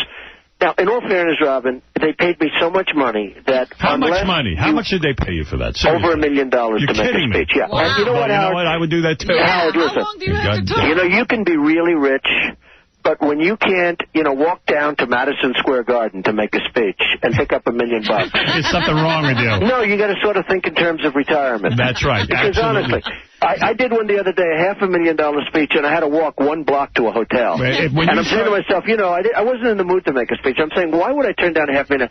You've got to be really stupid. Shame on you if you have even $10 billion and you won't walk down the street to make $1 million. You just got to do it. So I don't care how rich you are, you have to do it. So now he does one in Los Angeles. Explain something to me quickly because we're running out of time. This is important to me. When you say having that much sex, what does Melania do to keep it fresh? I don't know. It's just... She wear outfits? If you really like somebody, if you really love somebody, it just sort of works out. Does she wear outfits to bed? Like special outfits? No, she wears nothing. Which is much better. Always nude? Well, much better. Wow. Your best estimate, how many years do you have left with Melania? Come on. How many? Oh, well, it's an infinite number of years. All right. Listen, everyone watch Donald Trump on the season premiere of The Apprentice tonight at 9 o'clock on NBC. I love when you call in. Have a good time, Howard. Take care. So long, Robin. Bye-bye. Thank you. I say 3. All right. Robin, I got to take a break. Who this? He's stone-ass nuts. This guy is a loser. He's fat. He's pathetic. He doesn't know where he is. He's confused. He's dazed. And I think people are going to see through that. And, a lot of these macho, guys, I don't think they think it's macho to attack women, attack Puerto Ricans. I mean, I don't think they're or blacks or anything else. And we're going to win this thing, baby. We're going to win it. I'm telling you right now. I feel it in my bones. I'm not backing off. People, oh, man, you're crazy. You just can't say that. Look at the polls. They tied. I'm saying it right now. We're winning. We're going to win. I'm more confident today than I was 2 days ago. A few moments later. Former President Donald Trump will win the state of North Carolina. A big win for former President Trump. It's the first battleground we're calling tonight. Georgia would be the second battleground state to definitively fall Trump's way. The state of Georgia will go to former President Donald Trump. Donald Trump is the projected winner in the state of Georgia. This is a big win. In the immortal words of Bob Dylan, you don't have to be a weatherman to know which way the wind is blowing.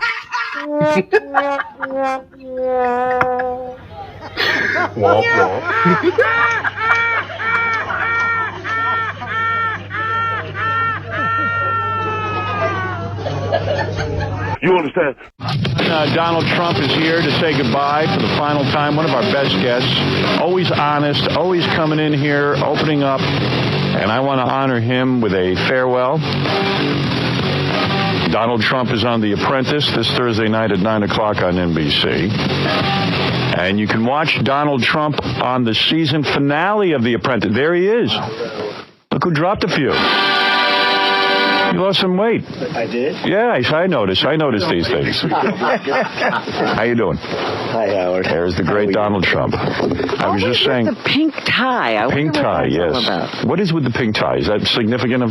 No, I used to wear red ties, and then everybody copied it. Everybody was wearing red, and I wore it because I thought it was lucky. And then I had a very, very bad day, and I was wearing this really bright red tie. And you said, this is not working for me, right? That's the That doesn't work. I'll go to pink. How much weight have you lost? I noticed that you are much, much thinner, considerably thinner. No, I would say if I lost 1 pound, I'd be satisfied. It's like, I don't think I've lost weight. Really? No.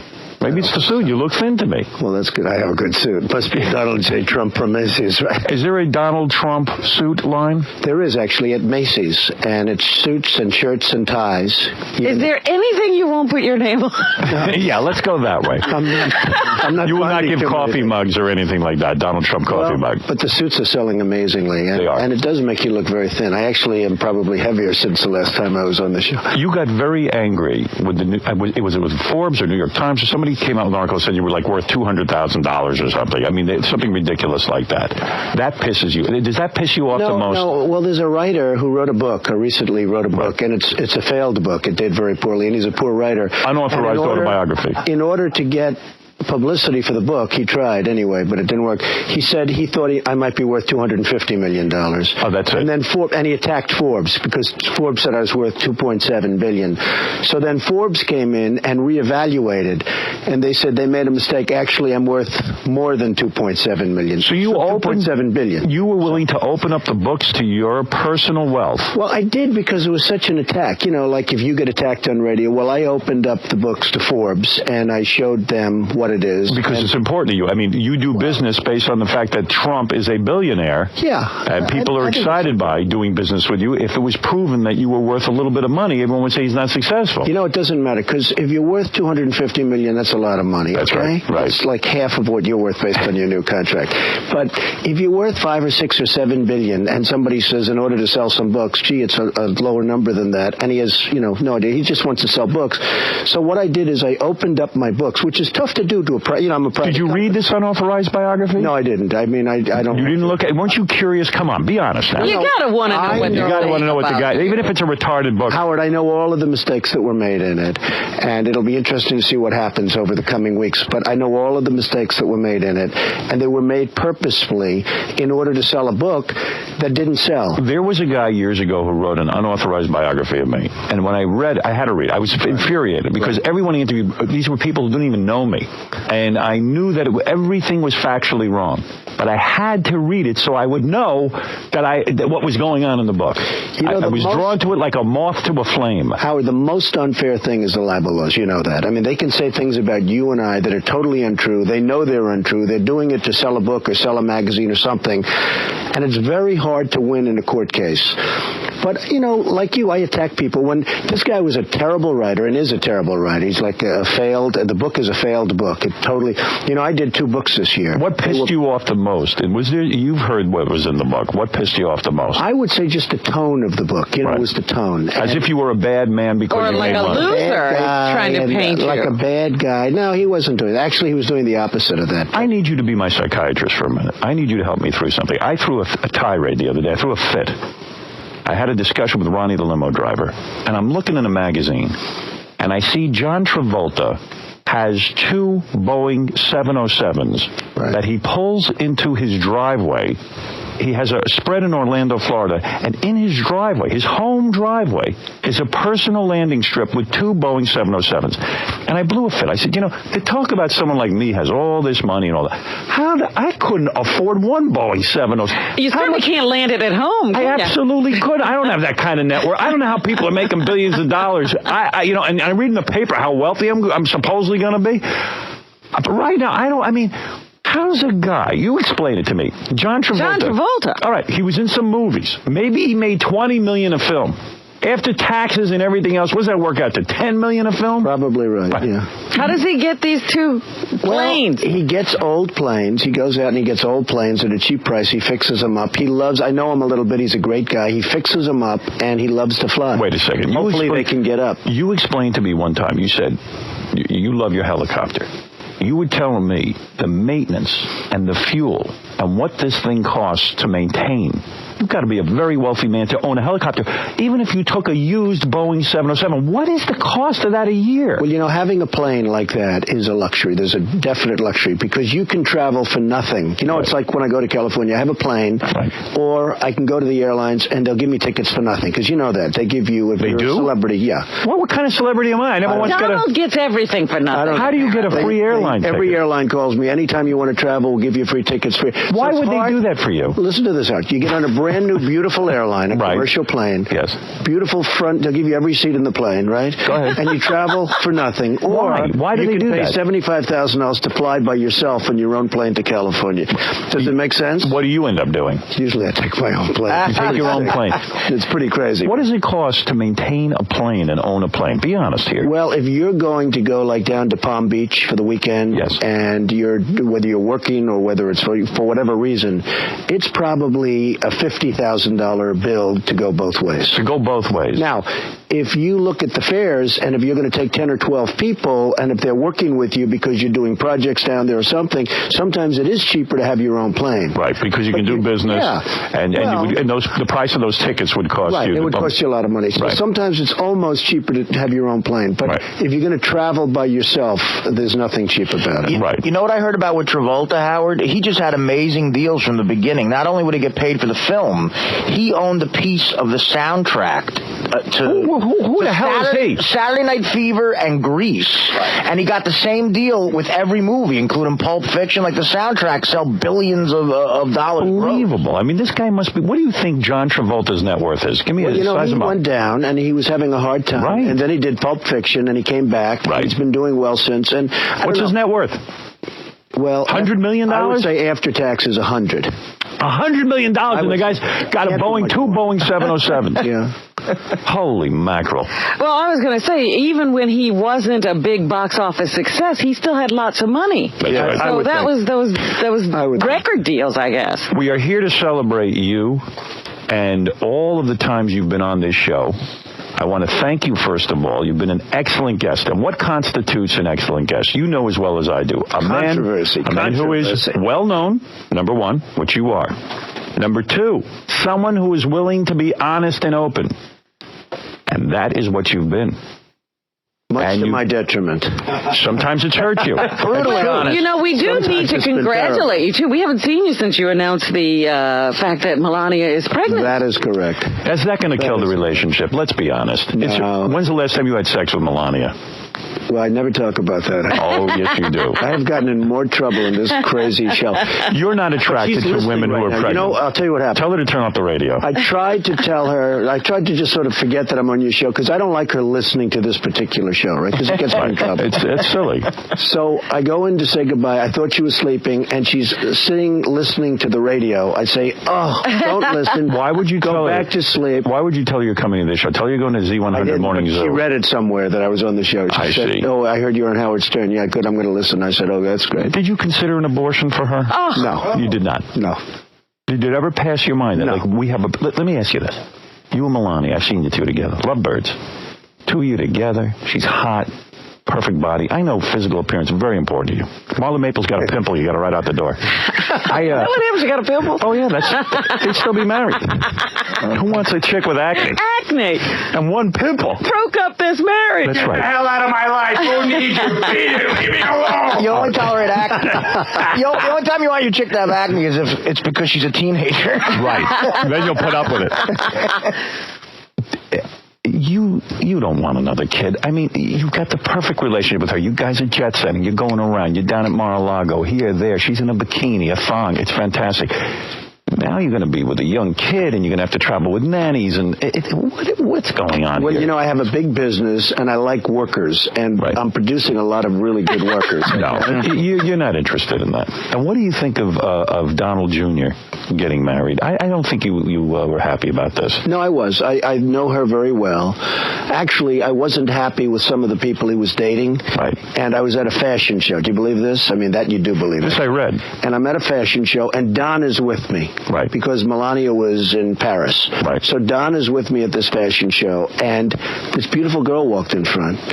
And some people thought I was trying to pick her up, and I was using him as a shill, and that was totally false. Okay? Right. So this beautiful, Good move, though. this beautiful girl walks in. I said, Don, that's the kind of girl you should have. That one, right there. You based it on physical appearance. I admire that. I did. I must tell you I did. So, but then No, I he had to can find look at out, a person and tell they're ultimately worthwhile. you find out whether or not they can speak. But you looked at her and said, now I there's a said, broad you there's should be a banging. the girl that just walked by, and I took him and I said, "Why did you say that to him? Based on what? That you would want to bang her?" No, I wouldn't want to do that. No, I mean, you found her attractive. No, I found her very, very attractive, very elegant. I very think beautiful. she looks like Melania. I don't see that, but who is more beautiful, your son's wife or Melania? They're both beautiful. They're both beautiful women. They're both very beautiful. So, anyway, so don't I brought him over. Don't you think he was too young to get married? No, your son? he's 27. Prenup, How of old course. were you when you Yes, first yes. got married? I was 30. Really? Yeah. And we know how that went. So you see, you can wait, and it doesn't necessarily have to work. So now, Melania, how pregnant is Melania? How many months? She's now 5 months. And you're not making love now. I know you. I know you very well after all these years. Well, there's something very sexy with a woman. You know, they just blow up, right? Right. Like a blimp. Like a blimp. In the right And you places. like that? In her case, in the right places. I mean, she has really become a monster. Are you all in really? the right places? She's a monster. No, in a positive. You boy. No, That's an interesting word. That's an interesting. Wait a second. You know what the word Interesting means, choice of word. Howard. No, I don't. I know what it means. Artie's a monster. I'm a monster. That's what a hot chick wants to hear. Trump says Melania is a monster. Here's the headline. Yeah, poor you. She is. Trump married to monster. One word. I mean monster in the most positive way, all in the right places. She has gotten very, very large. Is that Melania? Yeah, that's Melania. That's Melania. I'll tell you, There's a phone call. She has gotten very, very large, all in the right places. I know what you're saying. I know what you're saying. So, I know you. If Melania has the baby and doesn't whip herself back into shape, it is over. She's got to know that. There's got to be pressure on her to whip herself back into the pre-baby shape. You know how she's got the kind of a body, makeup, where about one day after the baby, it's going to be the same as it was before. It's really, I mean, she's got. You're giving her one day? She's got a whole day. She's a whole day. I think I'll give her a week. No, I'll give her a week. I mean, if there's a year that goes by and she's got a... No, she won't. Look, I've known many pregnant women. Doesn't the ass spread? No, and the hips? Not in her case. Melania has a day to get back 5 in months. shape. Well, you know those last 4 months are a girl's worst enemy. That could be. Yeah. I've known many pregnant women. Go ahead. Okay? Yes. You've made them. Yes. Okay. And I've seen them all types. I've seen beautiful women that for the rest of their lives have become horror. You know, I mean, it's been a very tough life for them, okay? Yes. You know, they gain like 250 pounds. It's like a disaster. Right. I've seen some women where they have a little bit of a problem. And I've seen a few women, not too many people like this, but where they just spring right back. And we've all seen that, where they spring The body does change. Even Heidi Klum, they're crowing about how she's back in shape. No, but she sprang back pretty good, right? Not she the had same. to work at it. Not the way it was. I know. I looked at her the other day, and it's off. There's no question. It's off. It's off. She's not a 10 anymore. She's a notch or two down. What is she now? She's not a 10. She's a monster. But I think she's Howard. I heard Howard. She's a monster. But I hear Howard thinks her husband, the choice of her husband, Robin, was a very good one. Oh yeah. Seal? I think. Seal. Yes. Yeah. I Because think Howard thinks he was a very good choice. I think he's fine. I don't have any problem with him. There he is right now. But you know, if you married Heidi Klum, she had the baby, and now she looks the way she looks now. She went from a 10 to a 7. Fair? No, I think she went from a 10 to an 8. Okay. I think we have to give her a little more. Would Donald Trump tolerate an 8? No. You wouldn't. I know you. This is very dangerous having this kid. Many women are very different after the baby. You know the French have an expression. What is that? We hate America. Oh, well, that's another one of That's right. But when their wife has a baby, they say they cannot make love to the mother of their child. That's you right. Understand? But they don't use the word love. That's right. And it's a tough expression, but that would never happen with me. Oh, come on. No, that would never happen with me. You knew you were out of that relationship with Melania as soon as she got, not with Melania, with Marla. You knew. Marla was terrific, and so was Ivana. You know, I was married. I had 2 nice marriages. Howard destroyed my relationship with Marla. Oh, gee. The day of the wedding, he was sitting next to O.J. Simpson. And he said, shot my head off. O.J. looks angry. You know, O.J. killed somebody, two people, about a week after the wedding. You know that. That's right. But I spoke to somebody. They said, "Are you kidding? O.J. didn't do it." I said, what? Excuse me? But no, Howard sat with O.J., which was a very famous picture. You know, Yes, the picture it of is. you It's on the back of my and book. O.J. was in every newspaper all over You the gave me world. permission to use it. So I let you use it. That's right. You put it in your book. Okay, so... Excuse me, you just killed my relationship, though. So I go back, and you saw the paparazzi. It was crazy. Thousands and thousands of photographers, everyone. And of all the people they have to ask as I'm leaving and going into the Plaza Hotel, into the bridal suite, right? Yeah. With Marla, is Howard. They don't have to, not thousands of people they could have, they pick Howard. And he said there wasn't a wet eye in the house. There were two things he said. In other words, there was no tears. I said the relationship would last 3 months. And he said the relationship, and it actually lasted 4 years, which was longer than even I thought. Okay. But he said the relationship would last 3 months, and he said there wasn't, I never forgot the expression, because I was laughing and she was crying. She hated it. She didn't like it. But Melania should be happy. I gave her 6 months, so it's working. No, but you also... Well, then that means she's got about 7 years. But no, he's been very respectful of Melania until this moment. I have. No, I have. Actually, You're the one who said she was a monster. I didn't. I said a monster in the most positive sense. All right, we'll see what the press says. I'll get killed. Don't worry. We're going to look in the dictionary and see if there's any positive definitions of monster. But as much as you're attracted to Melania, you will admit that while a woman is pregnant, you haven't been making love to Melania. So what is that? So I'm on the right course here with this. This is dangerous territory. Do you remember when you spoke with Melania the last time? I did. And you asked her about cellulite. I did. And you said, do you know what cellulite is? Right. Meaning, do you have cellulite? In a nice way. Yes. And she said, very nicely and totally knowing what it is, because she doesn't have cellulite, she said, I don't even know what cellulite means. Now, the next day in the press, Melania, I don't know what cellulite is. That was... let me tell you something. In other words, it came out much different. Right. Melania is beautiful. It is true. Melania does not have any cellulite. I've inspected her myself. I understand that. Before I allowed... You went over her. I've looked at her in every outfit. There is no cellulite. And Donald loves it. There's no cellulite on her. He loves it. He loves it. I'm actually thrilled about that. Let's hope, though, after the baby. It could happen. If there's cellulite, will you be man enough to stay in the relationship? I will love her so much you have no idea. I'm a very loyal person. I will love her so much. Allow me to play 2 favorite moments of mine from the past, because this is our last show with you on what they call this kind of radio. Yeah. And we hope to see you at our new home, where we can curse and really talk horrible things. And by the way, before you do that, one of the great business moves of all time, how they allowed you to continue this program. Instead of saying, Howard, you're frickin' fired. How they allowed you to continue this promotion for your new job and your new location is, to me, one of the greatest things. If I were running the station, the day you announced that you signed with Sirius and Scott and Mel and all those great people and the friends of mine, the day you announced, I would have fired you so fast your head would have spun. Well, you would have been out of here.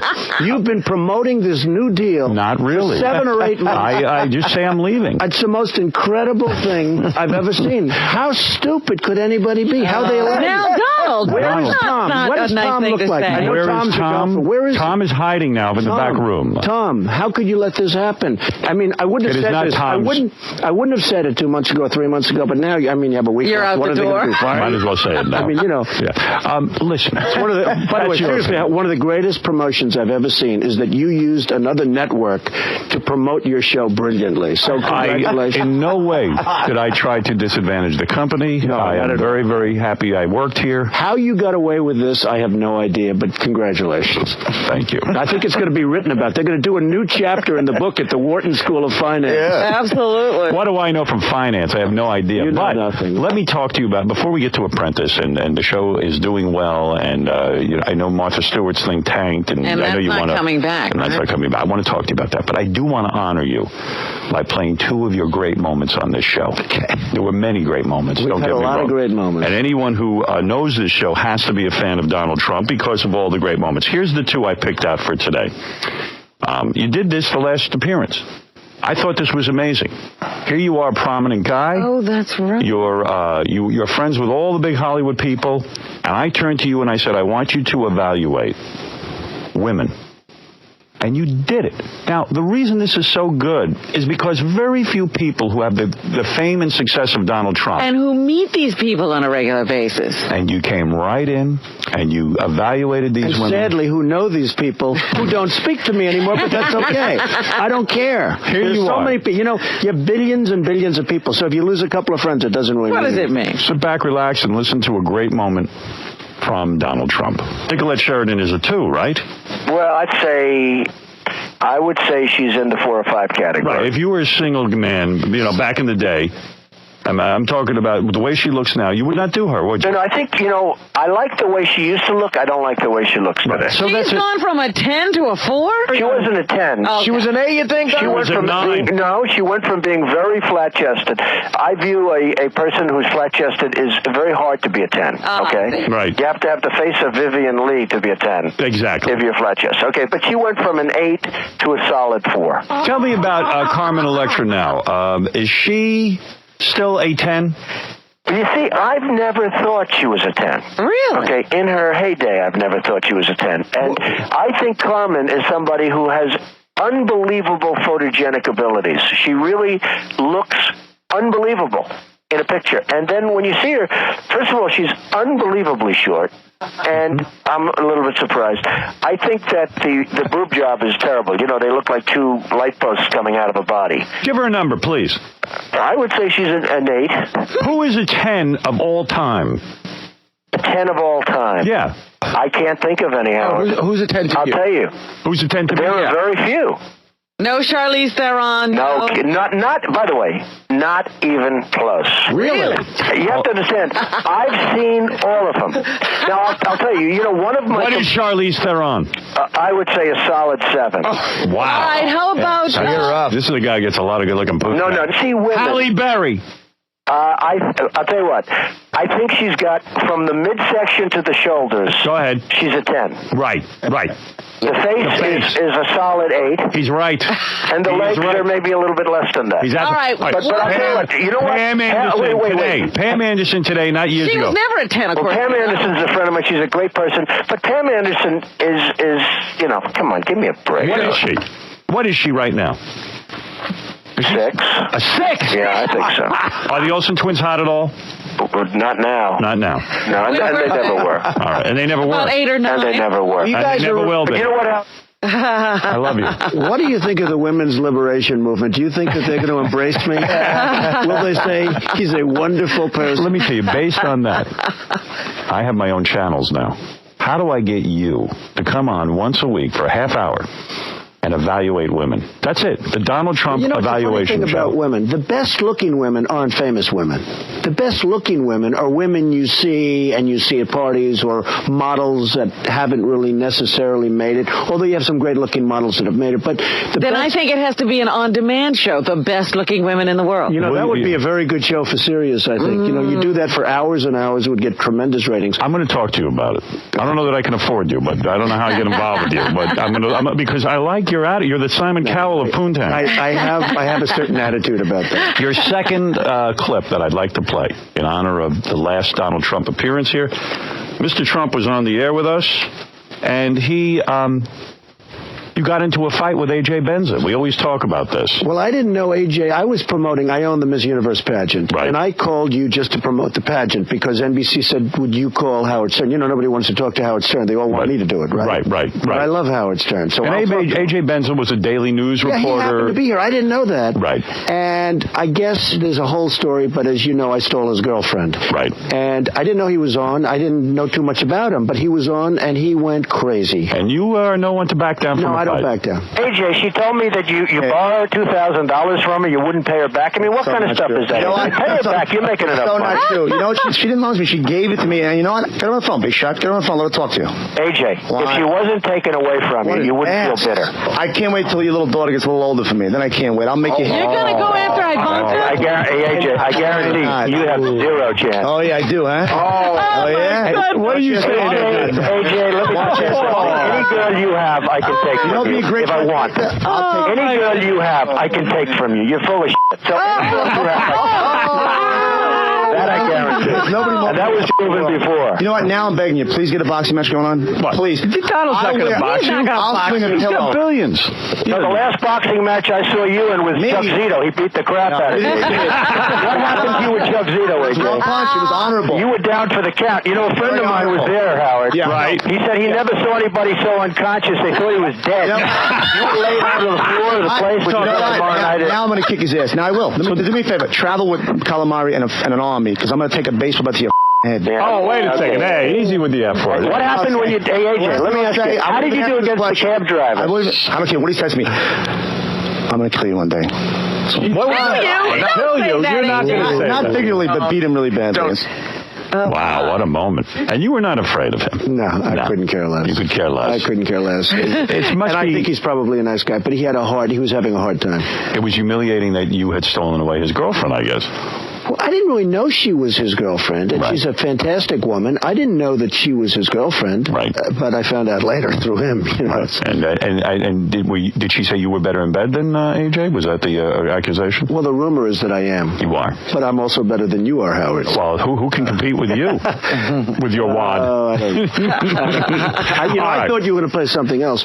You destroyed a Miss Universe contestant, Miss Russia, Oksana. But that wasn't your moment. I wanted to celebrate your moment. I actually had to fire her. She left the studio. Everybody at the Miss Universe pageant said, please don't put her in the show. Please don't put her in the show. He asked her questions that I can't really repeat. Because she got insulted and she didn't want to do any more promotion. I remember that. We got an interpreter here, right? It was amazing. Now, I actually had to fire her. She was totally incompetent after that. She was doing fine, and then she came off the show. She didn't want to do. I said, Oksana, tomorrow you're meeting the premier of China. She said, no, I will not do that. I mean, so we fired her, and we had another Miss Universe contest in the lobby of Trump Tower. I built a platform that was like 15 feet long, about 2 feet high. We put a little red carpet. We had the second runner-up just keep walking back and forth with the crown. The press was going crazy. I got 2 for the price of 1. It all works out. But it was all because of you. Well, thank you. Now, Donald Trump, of course, is on The Apprentice, and that's this Thursday night. You still love doing that? You like it? You like it? Well, I like the success. I mean, as long as it's so successful, I like doing it, Robin. If it's not successful, I wouldn't like doing it, but it's been amazing. Are you in a feud with Martha Stewart? No, that is such a... I love Martha. Right. Now, her show didn't do well. There's nothing I can do about that. I mean, she had The Apprentice. Were you secretly happy it didn't work out?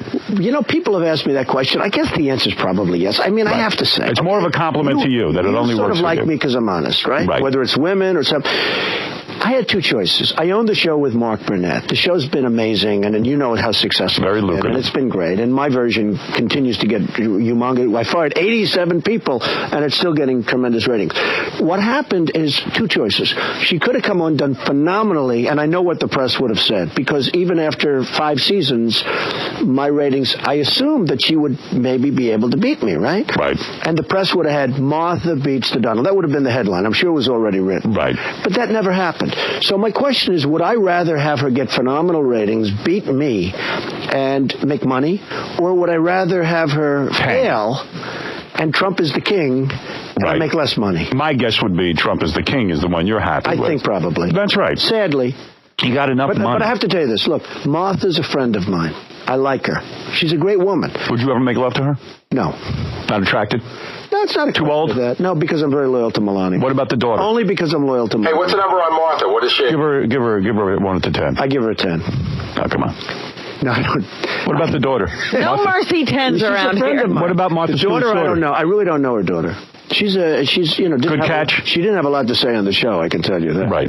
Give 1-word answers, so that's not good. That was not helpful for the But let me ask you something. You never said to the press that Martha was dragging down the No, I never said it. Show? No, what happened is NBC, here we go, here's the second topic, right? First of all, I love Martha. Her ratings weren't good, but there's nothing I can do about that. Why didn't it work? Why didn't Martha's work? Oh, Trump said her ratings aren't good. I said, no, I didn't say that. Why didn't Martha Stewart work? Because it didn't have the magic that my show has. You are magical and she is not. Well, I'm magical on the show. Yes. She's magical in many ways, but she wasn't magical on the show. Did you? Okay. All right, fair enough. That's it. All right, look. You got to see Donald Trump on The Apprentice this Thursday night. That's at 9 o'clock on NBC. And watch the season finale. That's live from Lincoln Center for 2 hours. Next Thursday, December 15th. That's exactly right. On NBC. Right. I have one final question. Yes. Do your older children get nervous every time you have another child? Well, you know, I have a friend who's also like a very rich guy, okay? And he said how his children hate the new children coming along and everything else. I said, yeah, because every time you have a child, it's 20% less for the people. Absolutely. So, you know, I don't want to use my children, so I'm using his children as an example. But the fact is, every time you have a child, it's 15, 20, 25% less of a lot of money. Didn't so Donald... I guess, you know, maybe they're not thrilled. Did Donald but Jr. I think they're very happy. There was a rumor that Donald Jr. and Ivanka tried to bump off the other child. Tiffany? Is there any truth to that? Was there a plot? Great. I have a great child in Tiffany. I have great children. And Tiffany's has taken out a hit on Melania's new baby. Any truth to that? Well, you know, it does cut up the pie as you keep producing. Tell me the truth, though. Yes. Are you still making love to Melania during her pregnancy? You are. Oh, sure. You swear on a stack of Bible. No, I swear. When is the last time you made love? Be honest. Very recently, Howard. 2 nights ago? Within 2 nights, yes. And she dresses up in lingerie and things like this? She looks phenomenal. Even with the bump? I'm telling you, I told you. I used an expression that's an okay expression, but she looks great in the right... The breasts are bigger? No, they're not big. They're humongous. Humongous. And you like that? They're monstrous. They can't get too big. You know, I know a woman who's a very beautiful woman, Howard, and she wanted to have breast reduction, okay? Oh, that's a sin. Okay? Come on. I said there's no such thing as breast reduction. Robin did it. Robin, you did it. Yeah, shame on you. Robin, shame on you. Lamont, go ahead real quick. A couple of people want to say goodbye. Lamont, go ahead. You're one of the people getting through. Yes, Mr. Trump. I'm a big fan of yours. Just have 2 quick questions. Thank you. I want to know if you're coming down to Howard send-off on the 16th, and also could you just elaborate on your theory of revenge that I love so much about you? Two quick questions he asked. Are you coming down? I haven't been invited to Howard. You are absolutely invited. Sure if you wanted to come down, address the crowd for a minute and say something about the show or something. By the way, last night, you know Tom Brady, the great quarterback for New England? Yes. He asked me to make his speech lesson. He got the big award from Sports Illustrated, Sportsman of the Year, the Athlete of the Year. Right. So I made the speech, and we were having sort of a good time. We were talking about lots of different things. One of them was you, yes. And he's a fan of yours. Okay? Does that mean anything? That means a lot. I met Scott, your new president, right? Yes. Who's great. He said, would you crown Howard? Now, I don't know. There's something about crown. A crown? I don't want to be crowned by anyone, but if you want to come down... No, he wants me to crown him. I'm saying... I guess when I come to the new... Said, what are you asking? You know what? You got to tell Scott... my theory on revenge. You got to tell Scott he can't write my material for me. By the way, I will take care of everything. Can I tell you what? Scott's fantastic. Fantastic guy. I mean, he's a fantastic... Okay, my theory on revenge? Yes. If somebody gets you, go and get them much, much harder. And I could really elaborate, but you have to do that. The language you have to go after I can't use the language until you get on serious. Yes, Chris, go ahead. Mr. Trump, you are clearly one of the top 5 guests of all times on the Howard Stern Show. Absolutely. Consistently the one thing you haven't answered, though... Eric the Actor. Oh, you got to be kidding. Crackhead Bob. Go ahead. Hank the Angry Dwarf and Beetlejuice, obviously. And you are in that esteemed crowd. Honestly, they wouldn't be my picks. That's right. They wouldn't be my picks. Go ahead, Ralph, real quick. I'm not into that stuff, Robin. I see. You want to be in a different category. No. Quickly, Ralph, go ahead. Quickly, hey now. Hey. Huge fan of the show, but last couple seasons, here's the problem. First of all, there's too much sponsorship. It loses the street feel. Like everything's, it's like, Home Depot and, Toys R Us, and, it loses the street feel of it. I understand what you're saying. A number of people have said that, actually. It's tacky. It's tacky. Okay, I think it's sort of the opposite, but a lot of people agree with you. I understand that. Okay. All right, go ahead. And second of all, I don't really care about the teams. It should be 90% boardroom. I like when you guys are just in there and you're breaking it down and people start arguing. Okay, I don't care what the task is. I just want to see the boardroom. I'm glad you brought that up because I love Mark Burnett. Okay, right. He's a great friend of mine. We've had great success together. Brilliant guy. I fight with Mark Burnett only about one thing. And it's not because I want to be in the boardroom because I couldn't care less. But everybody wants the boardroom. And if you look at the Nielsen ratings, as soon as the boardroom goes on, the ratings double. I mean, they go up like... Well, then respect... No. I keep telling the people at Mark... I say, make the boardrooms longer. That's what everybody wants. They want longer boardrooms. You could make the boardroom 2 days and I would watch it. Well, it's funny because I've said they want the purity of the task because the task is what it's about. Yeah. So I actually say, flip a coin and put them in the boardroom. I mean, take 2 minutes because I really believe that everybody I don't believe, the ratings believe that people want the boardroom. Well, then let's give the people what they want. You know what? So many people like you have said, extend the boardroom, and I just can't get them to do it. All right, let's go to Steve. Quickly, Steve, that's it, because I got to go. Okay. Hey, Mr. Trump, how you doing? How are you? Good. I want to just tell you, with your tough scale of 1 to 10 with beautiful women, I just want to tell you your wife is a solid 12, just so you... I agree. She's one of the most beautiful women. She is. I sat next to her at a game, one of the Knick games, and I was looking at her. She's pregnant and everything, but she looks phenomenal. I was really... I would have bent her over right there at in front of the Knicks. With all the Knicks. All of the Knicks. In fact, the Knicks lost that night because they were busy looking at Melania. Right. They couldn't handle it. Yes, go ahead. I love Mr. Trump's endeavors. You know he's got a vodka coming out. Yeah, I know, and I know you don't drink. I'm very mixed about that. That's of all, like Robin said, the suits and all that. I am mixed about the vodka. I had a brother who was an alcoholic. Everybody's approaching me. But your brother died of alcoholism. My brother was, and what I'm going to do is I'm giving all of the proceeds of the vodka to charity. Wait a second. Do you have a fever? No. Are you crazy? You know what? I hate alcohol. I hate that I did it. I don't like that I did it, but I did it because it's going to make a lot of money, and I'm going to give all of the money, 100%. No expenses, no one. You know who's got you beat? Artie has a line of heroin coming out. Well, that's not bad. Yes. There's a lot of money in that. He feels bad about it. Go ahead, Gary. I don't like alcohol. I don't like what alcohol does to people. I do. And somebody's going to, by the way, and have a drink with me. You'll Gary, see. if I don't do it, somebody's going to do it. So I'll make the money and I'm going to give it to charity. Well, I love you as a marketer because he said even this is a project that he doesn't want to do, and he said, listen, by the summer everyone will be asking for TNT, a Trump and tonic. There you go. Well, listen, Donald Trump, you're the best, and thank you for all the years of doing the show. And if you would grace the crowd by saying hello on the 16th, you know I would love it. But that's up to you. I don't want to pressure you. I'll pressure you on everything else, though. And Donald Trump is on The Apprentice this Thursday night at 9 o'clock on NBC, and then you got the big season finale, which is 2 hours? It's 2 hours from Lincoln Center. That's great. A great accomplishment to be in primetime television and have that many seasons. December 15th on NBC. Check it out. The great Donald Trump, and thank you for all the years of supporting this show and always being there for us. And I appreciate that. Guest. And being a great guest and always putting it on the line. Thank you very much. I do appreciate that. We'll take a break, and we'll be back right after these words. Who this? What disappoints me the most is black men. I'm not even going to talk about Latino men. I'm going to let their people deal with them. But I'm going to talk about black men and how y'all could have made such a big difference.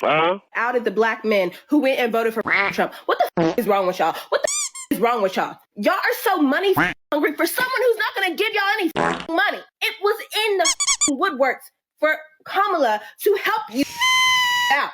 And you said he gave me $1,200 one time. I'll vote for him again. You hate black women. You can't say you don't now. You actively voted against black women. What the You were broke yesterday. You were broke today. And if that man wins, you're going to be broke for the next years. Yeah, well, how long it take you motherfuckers to cut a check? House nigga bitch.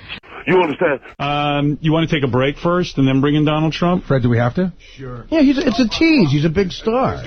Right, and we don't want to have to break while he's here. Yeah, do a quick break and then Donald Trump right after these words.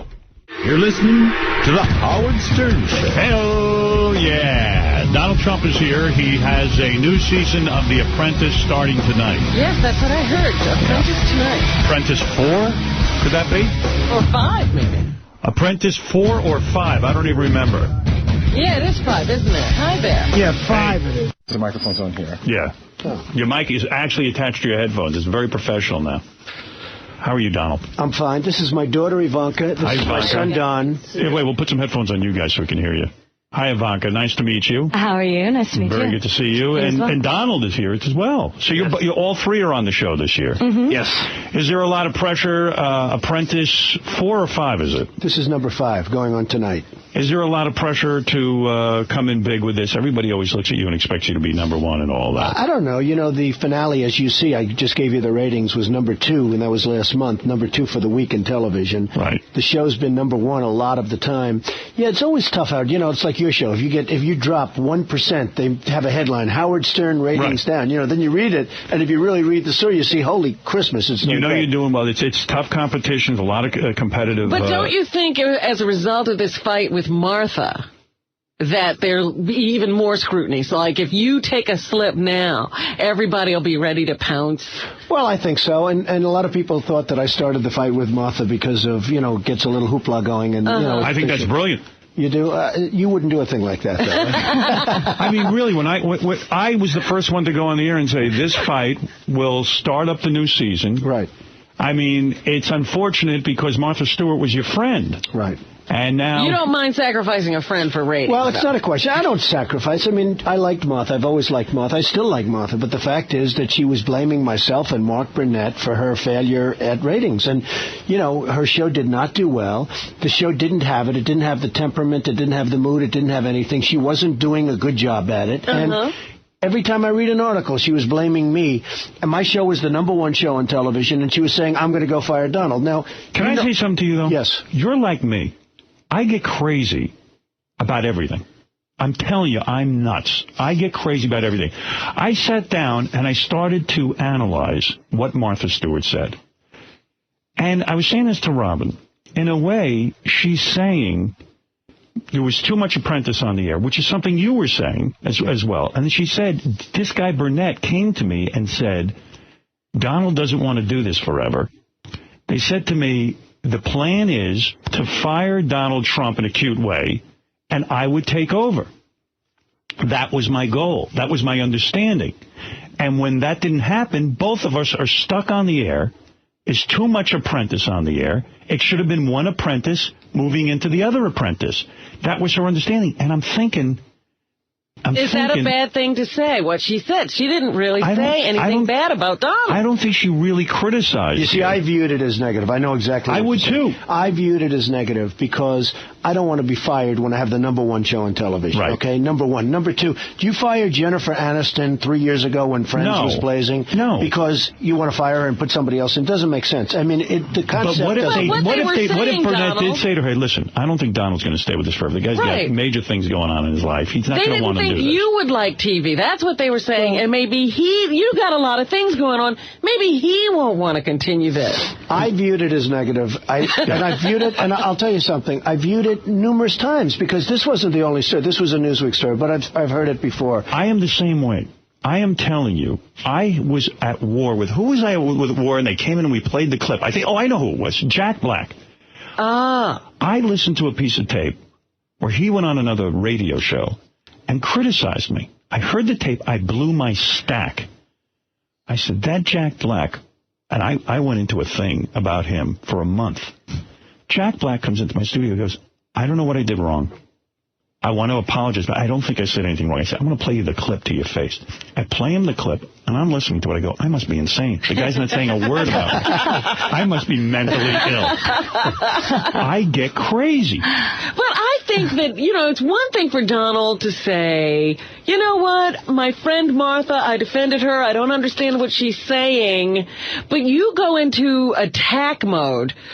All they have to do is say Donald Trump, and you go into it. You're like me. Mode. I think people are attacking me. And you slay people. You don't just knock them a little bit. You don't just hit them, punch them once. You just destroy. And she felt destroyed by you. Well, I've never really thought of it, but Howard is that way as a long-time listener of Howard. I mean, and a friend of Howard. Howard's that way. When I called up innocently A.J. Benza, he didn't say anything so bad. Right. No. And I went sort of crazy. You had actually taken his girlfriend. Let me ask you this.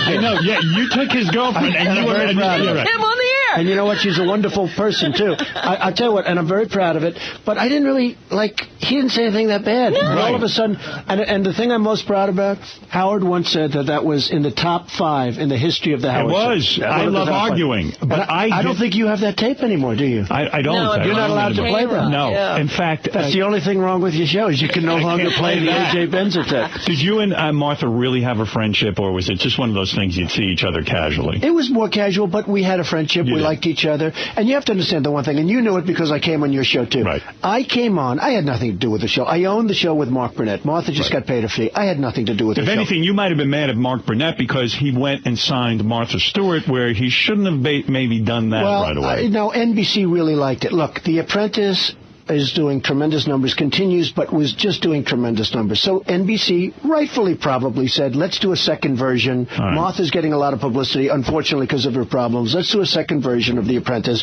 And we'll get put a cut of the Martha action. And I didn't like the idea, but, I made a lot of money with that show. Right. I made a lot of money with that show along with Mark Burnett. Bad. So it wasn't so bad. But I think in time, you will see. I'm just guessing. that Martha Stewart did not say anything that bad about you. Okay. I mean, yeah, but he'll be like 95 or something. You'll run into him. You know what? I'll forget as soon as you forget all of your little disputes. I cannot forget my disputes. You know, personality sickness. For example, Andrew Dice Clay is coming on the show. I've had years now I haven't spoken with him. We were friendly somewhat, and I helped him buy a house out on Long Island. I went with a broker with him, the whole thing. I had something of a friendship with him. He came in, and he did a interview with me, and then I read him. He said something like, Howard wasn't on his game. The interview wasn't that good. That's all I needed to hear. He came in. He wasn't prepared. He wasn't doing a good job on the show, and he's blaming me. I mean, I can only ask so many questions. The guy's got to put out a little bit, and that was it. Bam, bam, bam, bam. I mean, it's been out of control. So that's a legitimate... Wait a minute. That he actually did something. Yeah. I have seen you forgive people and mend fences. I have.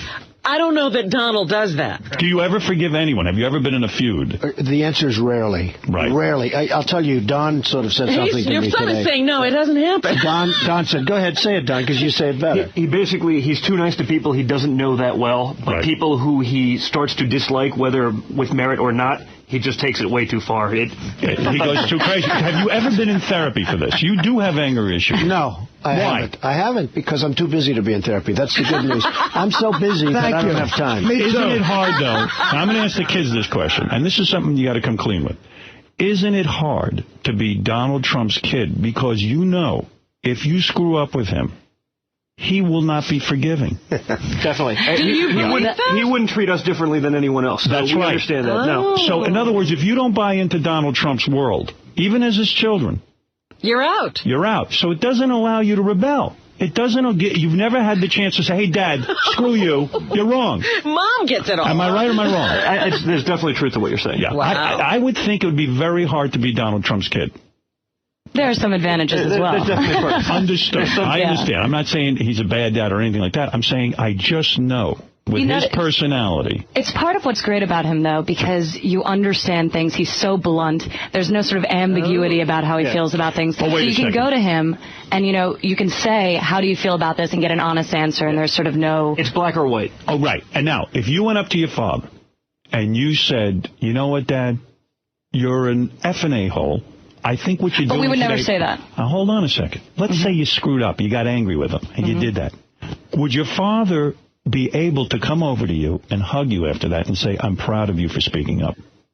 I think he definitely likes it when we speak up, and we don't always agree with him, and we don't have to always agree with him. Right. We now work for him. If we always agreed with him, it would be a problem. We have to bring something to the table and our own viewpoints. But that being said, there's a way in which you can disagree with somebody being respectful and not insulting. And you've got to also always keep in mind, your father's a very wealthy man. Mm-hmm. It's a nice security blanket. If you go outside the line, he could cut you off because he is that kind of guy. Do you hold that over there? Donald, how many times have you said to that? Donald, all the time. Be honest, Mr. Trump. I will call in those will lawyers. I will cut them out of that will so fast.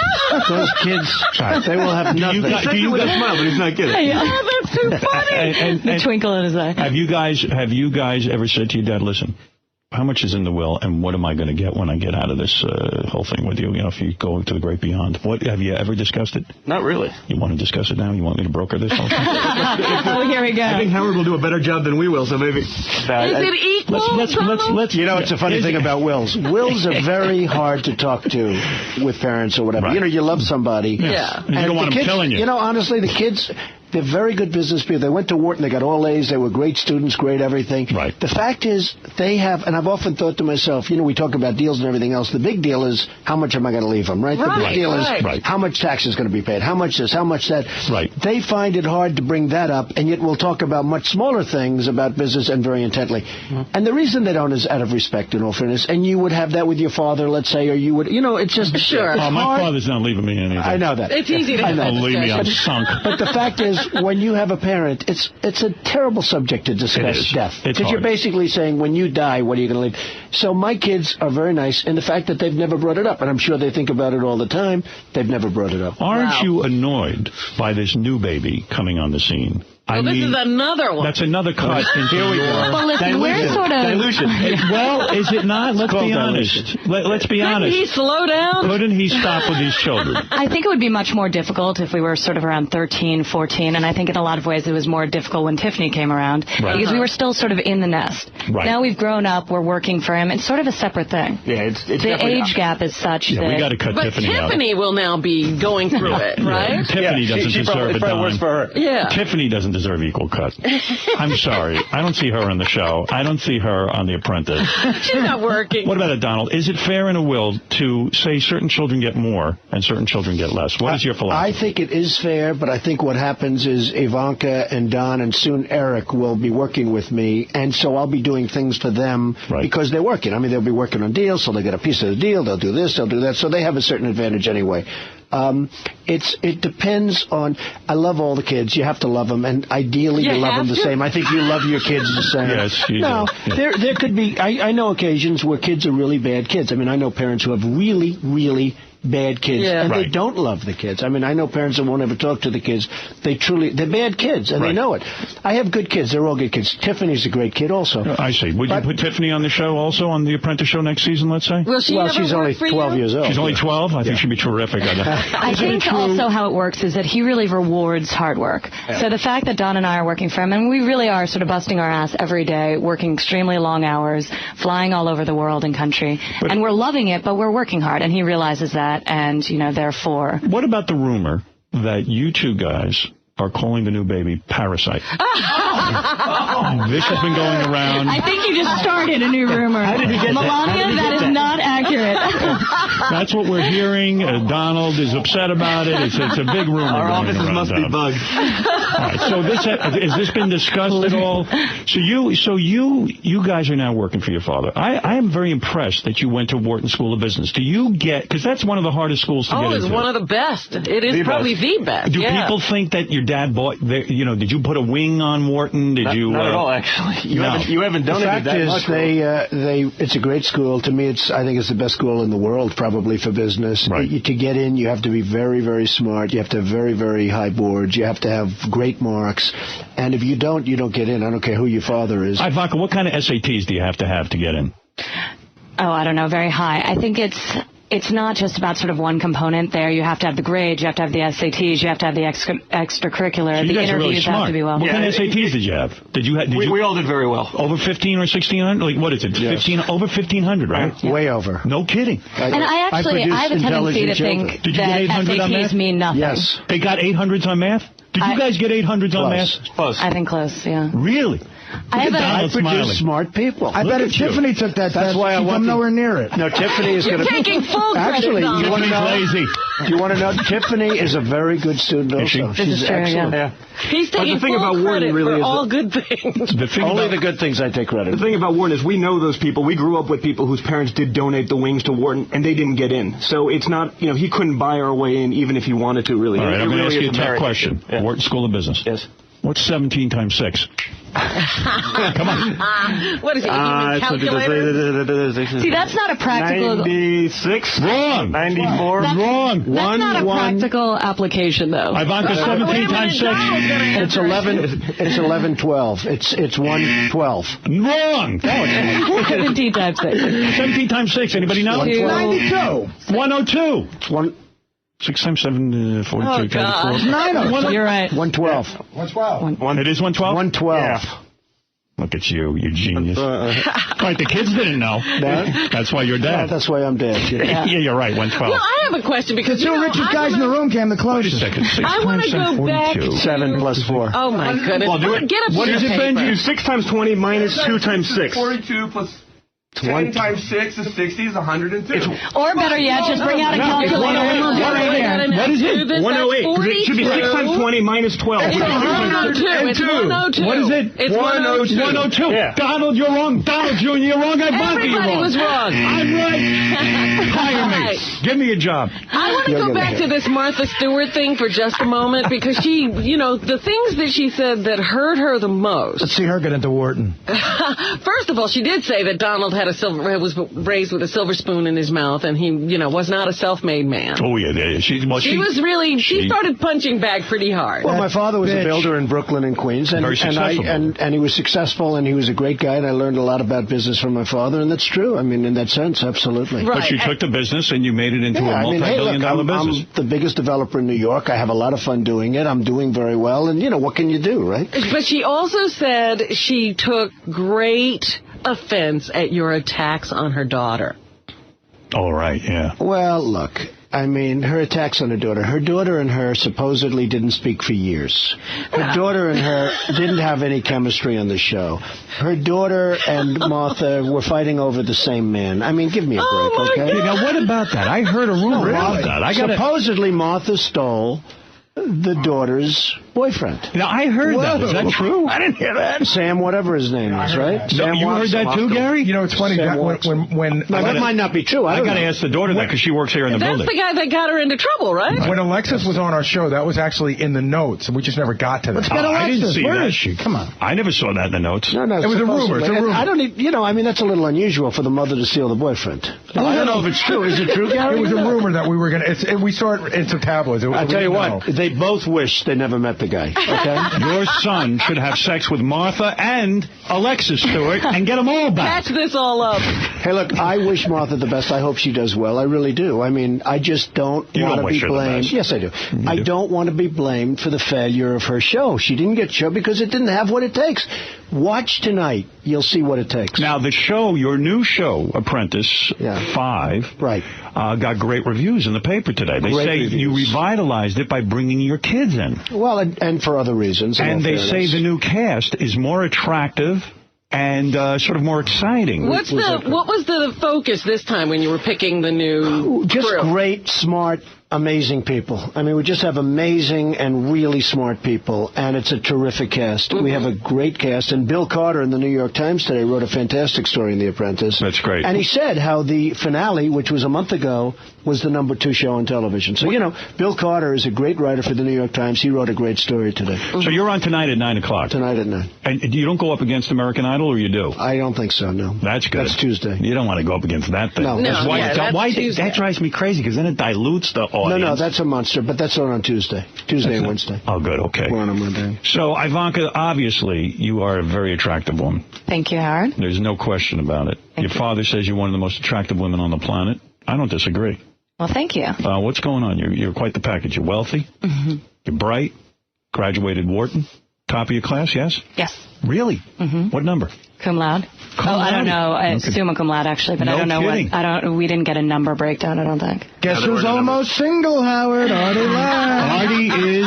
Dana and Artie have not seen each other for a month and a half. I want to introduce you to America's Hottest Bachelor. Welcome to your father's biggest nightmare.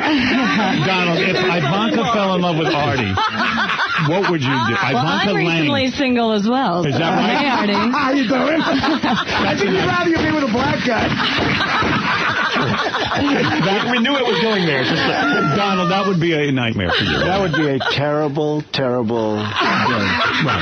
This would be a nightmare. It would be a horrible day. This couldn't happen. Worse than if I was your son-in-law. If Artie was your son-in-law. This would be a tough time. I understand. You can't think of anyone worse. Out of respect for Donald, honestly, I can think of worse. I had lunch at Mar-a-Lago. I visited the ground. It is a very waspy. It is a beautiful place. I knew I didn't belong there. Not with my nose and my physique and my hair. I knew I was out of place. I had the good enough sense to leave. They asked me if I wanted to swim in the pool. Nobody wanted to see me in it. If an Artie Lang was to marry Ivanka, it's safe to say that she would not even be welcome at Mar-a-Lago. That's true. Right? Am I right? That's true. She would probably not be my daughter. Right. She would never be at Mar-a-Lago. Right. And for the record, I get that. I understand. Yeah. Imagine a movie. It would be like Arthur, really, because it would be Ivanka giving up all her worldly possessions to marry Artie. Great movie, by the way. Very unbelievable. What a movie it would be. It just never would happen, would it? I mean, that's my point about being Donald Trump's daughter. Even though there's a lot of good. The tough part there is a lot of bad. There can, with regards to the dating thing, you have to be very careful. But I think generally when you grow up and you have a lot of money and you sort of have the houses we have and the planes, you're a little bit more skeptical in general of people's intentions. So you either have to have a great ability to see through people and really focus and see who's sincere and who's not. If you don't have that ability, you're just screwed in life in general. And for the record, I have a lot not of only relationships, but in business and everything. So I have you a lot either of can tell a respect person for Donald. Honestly, I mean, I have a Artie, she's not going out with you. I have a still photograph. That's right, Artie, that's right. I have a still photograph of me roasting Donald, and I honestly said to my mother, I said, one day I could show my grandkids that I actually met the legendary Donald Trump. I met the guy and roasted. And after the roast, he hated you. Yeah, but that's right. You made a terrible impression. I still have a photograph of it. Come on. Ivanka, so let me understand. Wait a minute. You know what? I want to bring up something here because Donald introduced Donnie to his wife. Is he going to find a mate for Ivanka? I think right now I'm focused on working hard for him, and but the guy that you were dating, this bingo character, Donald did not. Still one of my best friends. Donald did not like him. No, he's a nice guy. No, I think he did like him. Donald did not like him.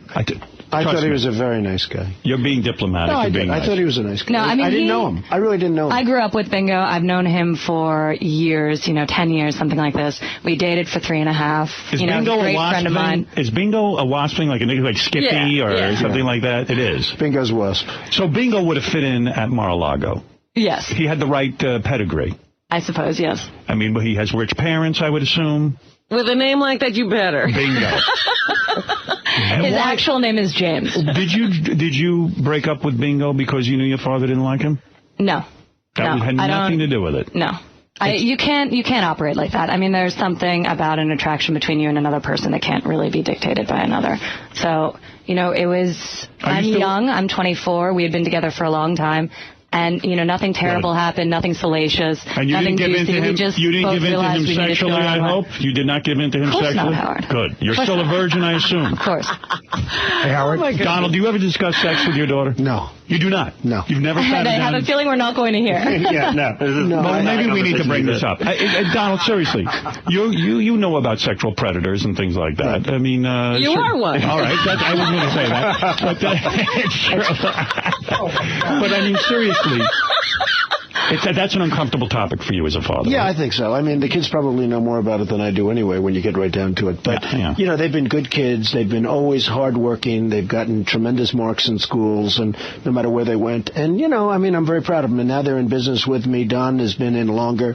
He's doing a fantastic job. Ivanka just came in recently. What does Ivanka do in the company? She's working with Don, basically. On the acquisitions we basically have an all-encompassing developmental role. You got projects going? We have two mining projects to count. What do you got going on? What's we got a 2.7 million gross square foot building in Chicago. It's going to be the largest building built in North America since Sears Tower. We have a 1,300 unit hotel going up in Las Vegas. We have 2 projects in Fort Lauderdale. We just recently signed a huge deal in Dubai. In which we'll be doing around 17 buildings through the UAE. Do you do that on your own, or your father interferes a lot? No, he's always together. He's always involved. At the end of the day, he has the final say on absolutely everything. But one of the great advantages in working for him also and being his children is he really allows us the flexibility to try things, and he throws things at us that maybe, in terms of our experience level would be, sort of a challenge. And he sits there and he'll, help us and monitor us and, guide us in the right direction. He'll give us so the it's invaluable in terms of learning. That's pretty cool. I wish my dad would have done that. No, it's great.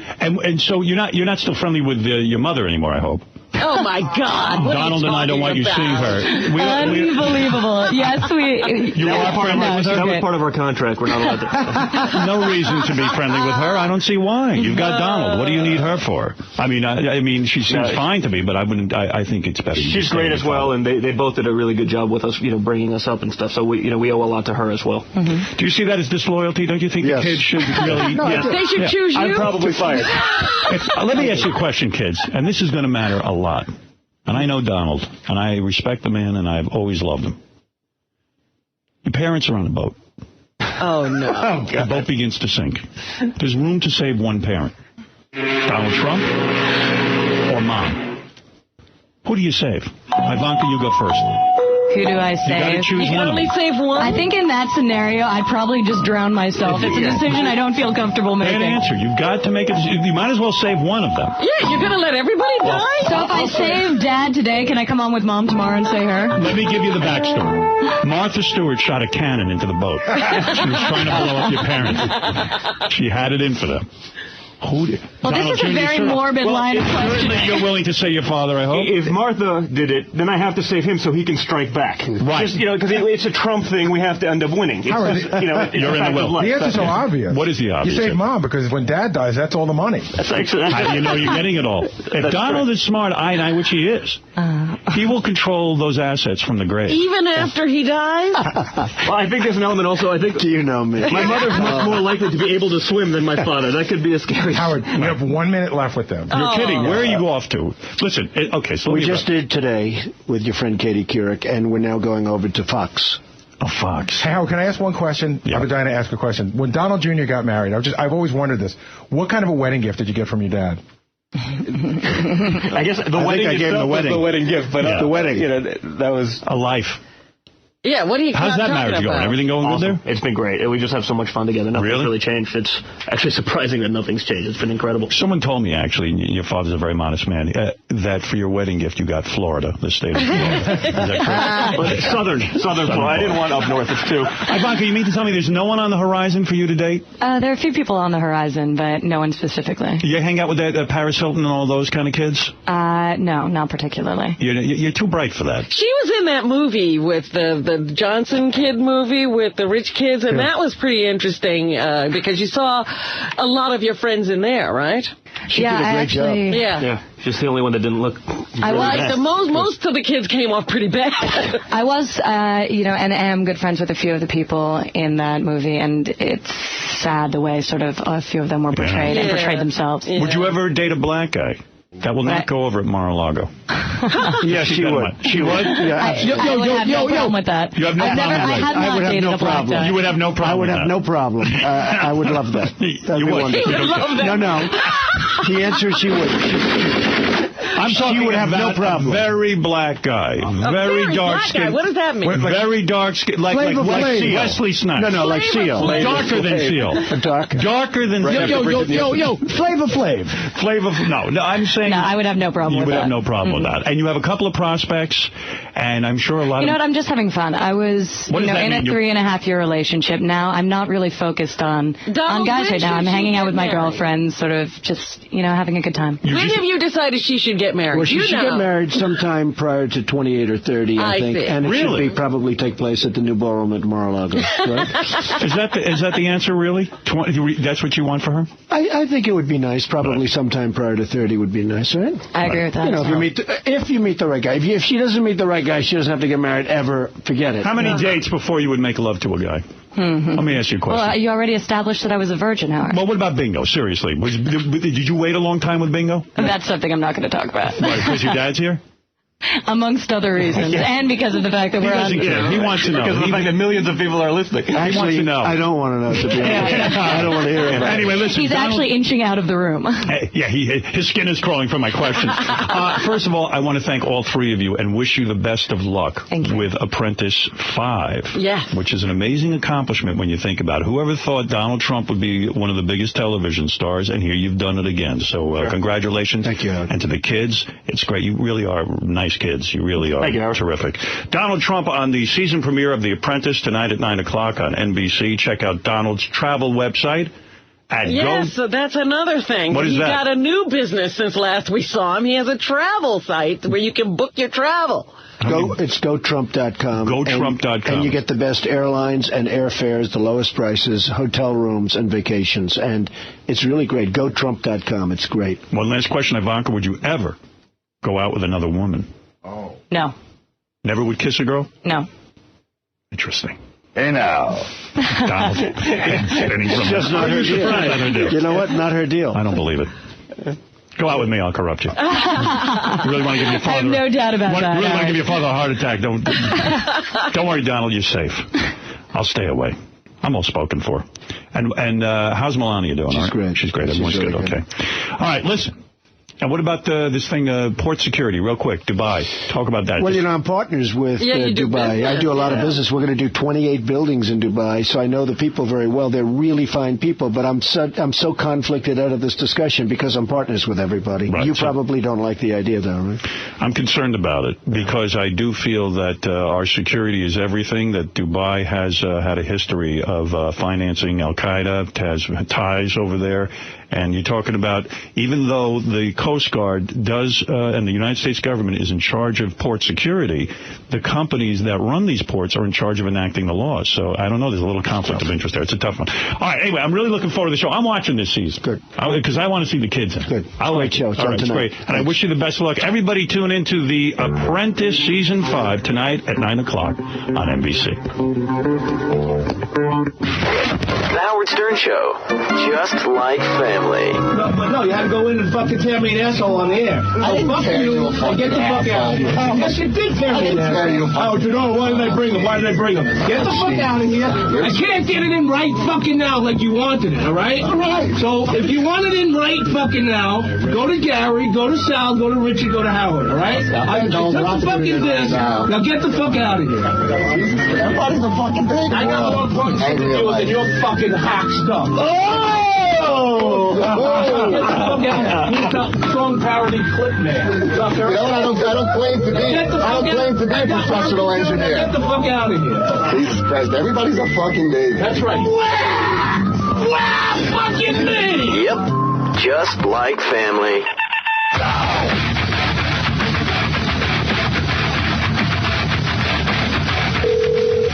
Hello, how can I help you? Who's this? Who's this?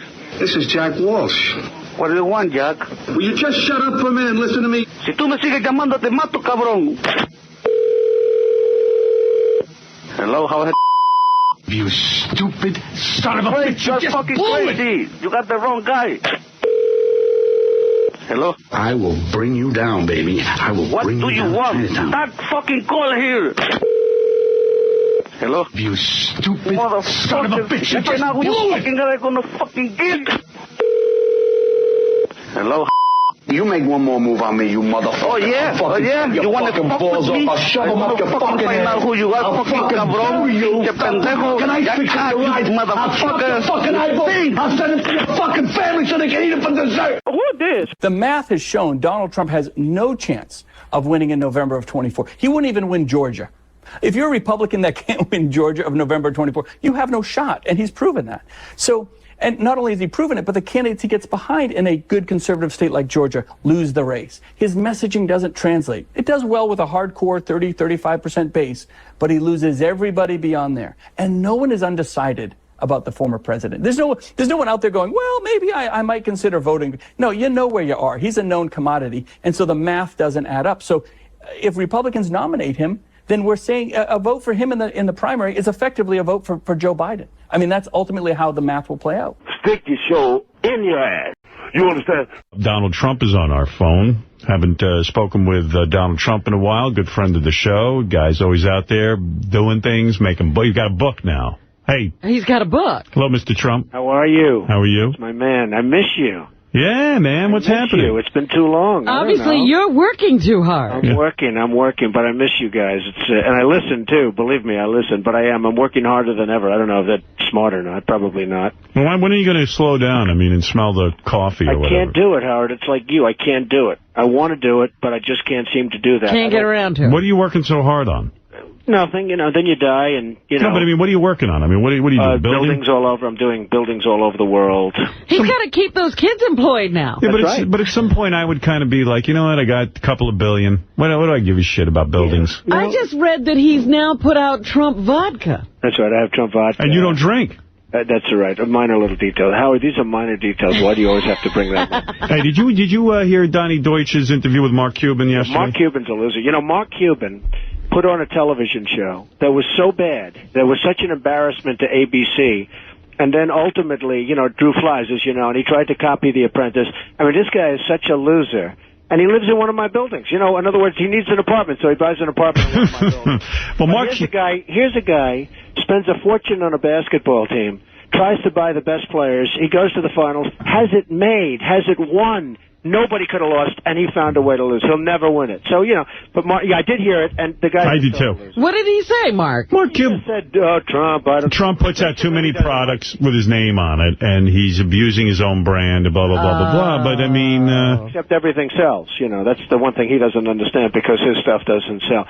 Now, I know Mark very well. I mean, Mark is a guy who tries so hard and just doesn't have it. Why did you... If you're like a Neanderthal, that's Mark. He wants to be famous like you feel? Well, he wants to be something, and, you know, I use him as an example.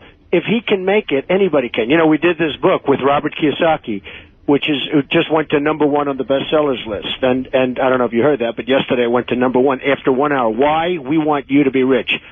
And Robert is the author of Rich Dad, Poor Dad, which is one of the biggest selling books. That's a great book. I read that book. And I did The Art of the Deal, which is the biggest selling business book. And Robert approached me, and we did a book together. And it went out after 1 hour. It went to #1. And so, you know, so Mark Cuban, you know, he wants a piece of that stuff, but it's never going to happen. Why can't Mark leave you alone? No, You're doing fine. No, every time I see it, because I was watching that show, and every time I see this moron go on television, he always brings me up. And he ought to get a life. It's like Martha Stewart. You know, she goes on, she puts on The Apprentice, it fails, and then she blames me for it failing. I have the #1 show, and my show went to #1. Hers went down the toilet, and she blames me. You made 2 statements on Larry King last night. I was kind of surprised. Did you watch Larry? I didn't. Someone played me a tape this morning, and I was surprised you said 2 things. What did he say? He said, #1, Paris Hilton is smart. And #2... I said she knows how to brand. Okay. All right, that's different. That's different than smart. That's true. I said she knows how to brand. I said she's highly underrated. And #2, Angelina Jolie is unattractive. I don't think she's good looking at all. That's fine. I don't think she's good looking at all. I mean, I've seen, and what she does to that poor, pathetic father. I mean, I hate to see the guy. Brad Pitt? Oh, someday I'll see my grandson. Oh, you mean John Voight. And he starts crying on television. It's like, give me a break. It's a shame. I'd like to talk to him. John, write her off. It's over. Don't leave her your money. Don't leave her anything. Write her off.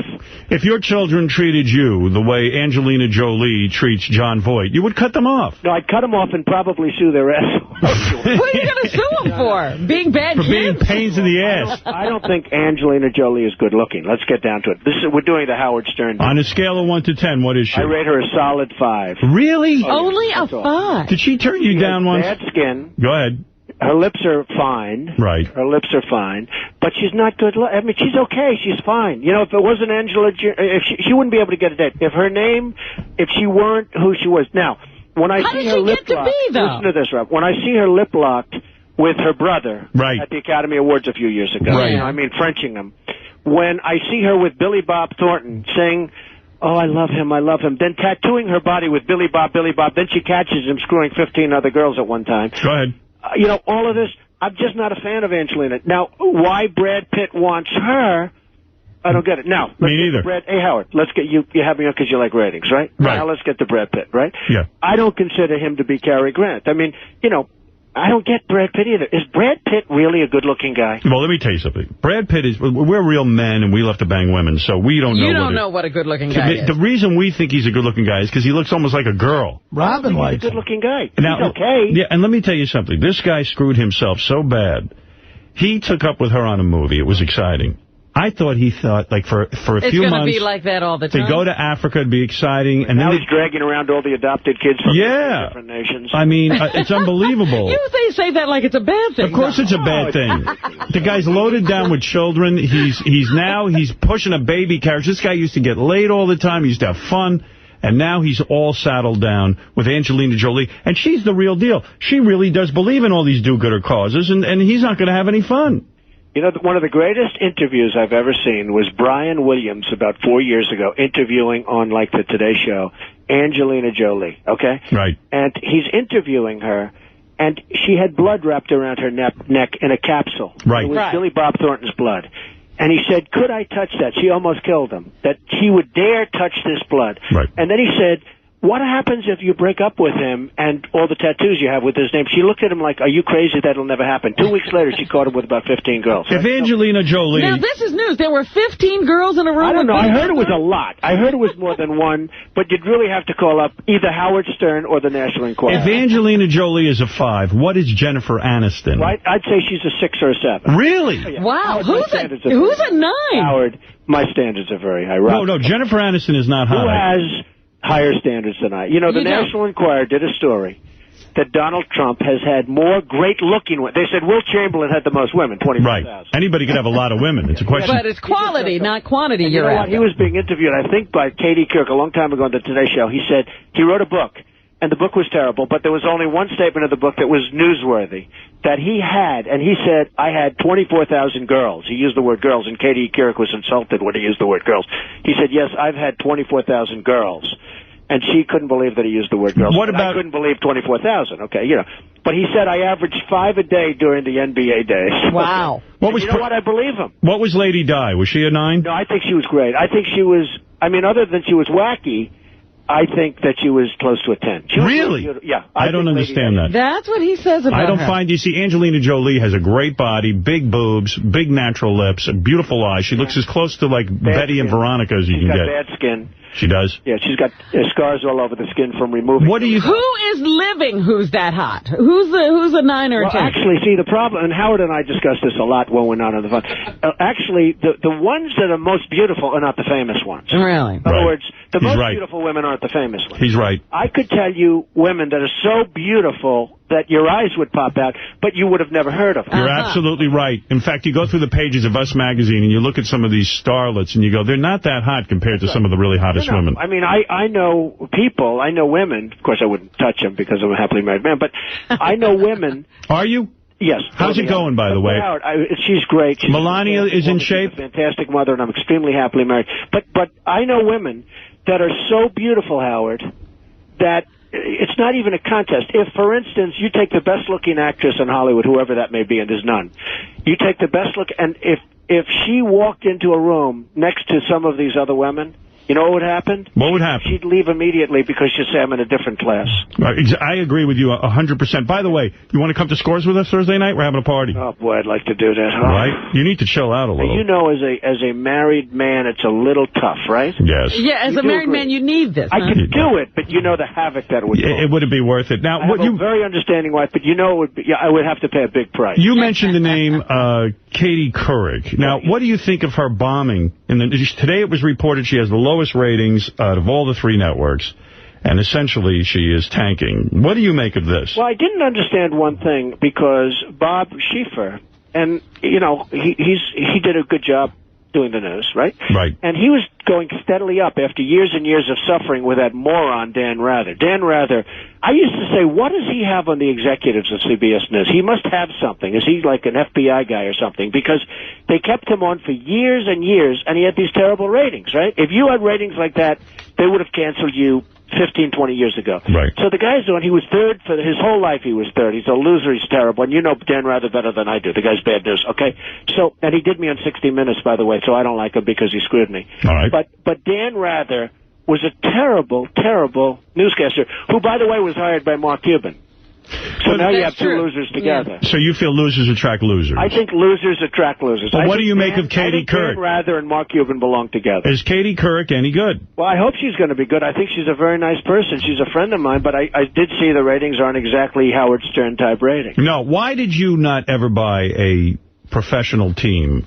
Well, I just never really had the opportunity. I like sports. But he was in the football game for a while. Yeah, the New Jersey Generals. Well, no, I had a thing where I was sort of more of a lawsuit league than it was anything else. You know, I took a little team. I figured I could get myself into the NFL with a lawsuit, right? Right. But, you know, I have fun with that. I have a lot of boxing matches. I have a lot of golf competitions. I have a lot of Yes, but has George Steinbrenner gone soft when he says he's going to keep Joe Torre? Is that the right move? No, because Joe Torre is a great manager. I mean, Joe Torre is, I don't think, you know, hey, look, I love George. I don't think Joe ever wanted A-Rod. A-Rod is a disaster, okay? And I don't think that Joe ever wanted A-Rod. I think he wanted to keep Mariano, the second baseman who hit 50 home runs this year. You know why Mark Cuban is jealous of you? I'm going to tell you why. Because he doesn't have good-looking women. No, that's part of it. But the truth is, where do you ever see a real estate developer becoming a superstar? It's very, very rare. Now, out of all the guys who do real estate, there's tons of guys who develop buildings who are very wealthy men. Very smart guys. Very bright guys. You never even hear of these guys. True. And if you ever put them on television, they'd choke and they wouldn't know what to say. That's right. That's right. If the cameras went on and they say, you're on in front of 24 million people right now, they'd say, Mommy, take me home. Exactly. And yet they're vicious, brutal animals in the office, right? So the fact of the matter is that somehow you've broken through and you've become a household name. Well, Donald has a personality, which is what is lacking in many business people. No, Robin, and I'm very handsome. I happen to be a very handsome guy. Your looks also get you I'm through the glad day. you said that, Donald. Well, you would think it if I ever came after you, Robin, okay? So you don't have to worry about that. Are you a 10? Because Robin always attacks me behind my back, Howard. I beg your pardon? Robin is very two-faced. What are you talking about? She doesn't think I listen. She always hits me behind my back. You're out of your mind. I always try to be nice to her, but when people do things behind my back, I don't like it. See, one thing about Howard, he likes me to my face, and he likes me behind my back. Donald, I have always been very honest and upfront with you, and if I hit you, I hit you right here when I'm talking to Robin, you. I don't mind being hit. I've been hit by much tougher, believe me. But that's not the point. The point is that I have never said anything behind your back that I haven't said to your face. How dare you accuse me of being two-faced? Absolutely, you're two-faced. Don't worry about it. Could you get Robin if you wanted her? I think I could have her easily. Oh, my goodness. Without effort. I don't know. She doesn't like white men generally. Oh, no, that's not true. No, I don't think so. Her boyfriend seemed to be black, and I can understand that. But he appears black to me, has too. a little bit of open-mindedness to a white man, yes, I could get Robin. Yes, she is open to all races. You know, you've insulted me first. Is that how you start? Talk to me about your beautiful daughter for a second. I saw her in a spread on FHM. I saw her in a picture in the newspaper the other day. Is she dating Lance? No, they're friends. They just talked on the phone. You wouldn't want her banging Lance Armstrong, would you? Well, I mean, it's not exactly what I had in mind. Why did the papers say... Everybody loves Ivanka. She's beautiful. She's smart. She was a top student at the Wharton School of Finance. She's in business. She's really smart. She was a very top model. And she really is a great beauty. You know, you talk about a great beauty. I mean, she's a great beauty. And everybody wants to go out with her, and every guy is calling her, and I have to really guard her. But one of the people that calls her consistently and all the time is Lance Armstrong. Really? What do you think's going on there? Well, I think she likes him as a person, but I don't think she likes him as a boyfriend. I think she likes him as a person. If he's calling her incessantly... He calls a lot. He does. Now, he calls all the time. Are you thinking of calling the authorities? Yes, I'll have him arrested because he's much too old for her. See, I would only allow my daughter... See, I don't want anybody to take after me. I want my daughter to be with somebody relatively her own age. Really? I don't want her to be like her father, where I go out with girls where there's a 24-year difference. What if she started dating Mark Cuban? Would that kill you? Yeah, well, that would be like dating a Neanderthal. So you would say to her, look, if you date... I don't think he'd have even a little shot with her. If she dated Mark Cuban, would you disown her? I would say, I don't think that's even a possibility. He's such an unattractive guy. She really does like handsome people. Who would you prefer her to date? That's bad because, you know, that's probably a personality flaw, but she likes handsome people. He's certainly not a handsome Who would you prefer her to date if she had a choice between... Do you have anybody in mind for her? What if you thought of a choice between Mark Cuban or Osama bin Laden? I'd really have to say neither. I don't even like to joke about Osama bin Laden because, frankly... Why we haven't been able to capture this character is beyond me. All right. We might have to put you on that job. Why we haven't? You should put me on. Because we're wasting our time in Iraq, and you know we are. Believe me, Iraq is the biggest disaster ever. Disaster. It's making Vietnam look like a good war. Right. Iraq is a disaster, and the second we leave... How about the police that we're training are now on the terrorist side? Absolutely. They hate us there. The police that we train are now killing our soldiers. Okay? I had a soldier on the other day who says to me they hate us over there. They hate us. I have friends. I mean, a friend of mine, he's a great guy. He's the head of a major company. His son goes over there. He's all gung-ho. He comes back. He's blind. Oh. His son is blind. Oh, no. And you know, the sad part, the son comes back. He says, you know, they hate us over there so bad. I don't know. He's saying innocently. You know, he's a young 21-year-old kid. He said, they hate us, Dad, so badly. I don't know if we'll ever be able to pursue. I can tell you, they hate us beyond anything. It is a shame. Who would you rather your daughter date, Mark Cuban or Wesley Snipes? Oh, I'd much rather. I think Wesley Snipes is a much better looking. All right, there you go. That's Don't you think so, Howard? I'm sure you'd feel that way. Absolutely. It's unbelievable that you'd even have to be presented Mark with that Cuban's kind of not a big guy. Hey, you got to understand. Mark Cuban bought an apartment. When he's looking for an apartment in New York, he goes into my building. Exactly. He lives in one of my buildings. Well, they know you build a quality building. I'll give you the address where he lives. Number 1 Central Park West. Trump International Hotel and Tower. Mark Cuban or Howard Stern for your daughter? I'd much rather have Howard Stern. You know why? You're better looking than he is. Thank you. Sal, you're on the air. And you can't say that about a lot of people. Sal, you're on the air with Donald Trump. Mr. Trump, good morning. Go ahead. Good morning, Sal. I would like to know how come you got rid of Caroline? Because she just wasn't doing the job, Sal. Oh, my she just God. wasn't doing the job. Did you like Carolyn? I thought she was great. I thought she had a great personality. You ought to call her up and maybe ask her out on a date. I would love to. What happened? You fired the chick? My wife would kill me. Oh, that would be no good. This was a woman who worked with you, and... she was on the first couple of seasons of she was on The Apprentice. And right. she was on the first seasons of The Apprentice. And you got rid of her. Yeah, I did. I really got rid of her. Because, I also need people that work the day job. Right. In other words, she was getting too carried away. She became, like George, George became a star, Carolyn became a star, I became, we all become stars, right? But I was a star before this. But she became a star, and I can't blame her. She liked it. Were you jealous of the attention? Were you jealous of... shadowing you? Yeah, that'll be the day. So she liked being a star. And you know what? My attitude is, be a star is fantastic, but don't be on my back. You have to do the day job, Howard. Right. And she liked That's right. that she wasn't doing the day job, so it was one of those things. I'm still back on why Donald thinks I took a shot at him. Was it during the Martha Stewart thing when I was playing? Yes, because you defended Martha Stewart. I and you didn't knew defend me. Boy, I got to tell you. Listen, and I was nice to you for a long period of time, and you defended Martha Stewart, and I said, what do I need Robin? What did Robin say? I don't even know. What? I simply said... Okay, don't worry about it. She failed on the air, and I have the #1 show, and she failed. Okay? I did not... it was What only did you say? the viciousness of Donald's attack. What's the viciousness? I thought Excuse me, Robin. She blamed me for her failure, and I was the only person. She came out of the can. I didn't think she was going to be good on The Apprentice. I didn't like her on The Apprentice. NBC wanted her, and Mark Burnett wanted her. So I acceded to them, and I didn't have to. They put her on The Apprentice. It was a disaster. Okay, and it was a disaster. And she was a disaster. And then she blamed me for her failure. And then Robin comes to her defense. It was when you started attacking her and her relationships with her daughter. I'm not a vicious person. And I just simply said that because you're winning. You're on top. And it was sort of like she's down and she's, flailing around and you kicked her. She's a wealthy woman. She's doing just fine. She was a friend of mine. I was the one that defended her. When she went to jail, I kept defending her. And then she comes out and she blames me when she failed in The Apprentice. And you know what? I didn't mind the first time or the second time or the fifth time. But around 9 times into it, I said, we have to stop this. Let me switch the topic for 1 second.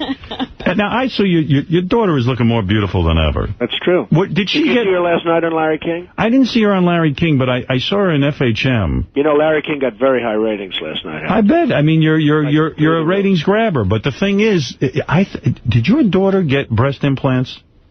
No. No, you mean that? No, she didn't. I mean, I would know if she did. The answer is no. Why? Did she look a little more fat? She looks more voluptuous than ever. No, she didn't get them. And she got thinner. She's actually always been very voluptuous. It's she's unbelievable. Tall. She's almost 6 feet tall. She is some catch. She's been, she's an amazing beauty. Oh, she's some catch, man. And then you work your way into that family fortune. My God, you got a good-looking girl. She's got a family fortune. Well, she's got a lot of things going, but more importantly than anything, she is beautiful, but she's very smart. She went to the Wharton School of Finance, and she graduated with virtually all A's. So she's a very smart young woman. So now you got a new book.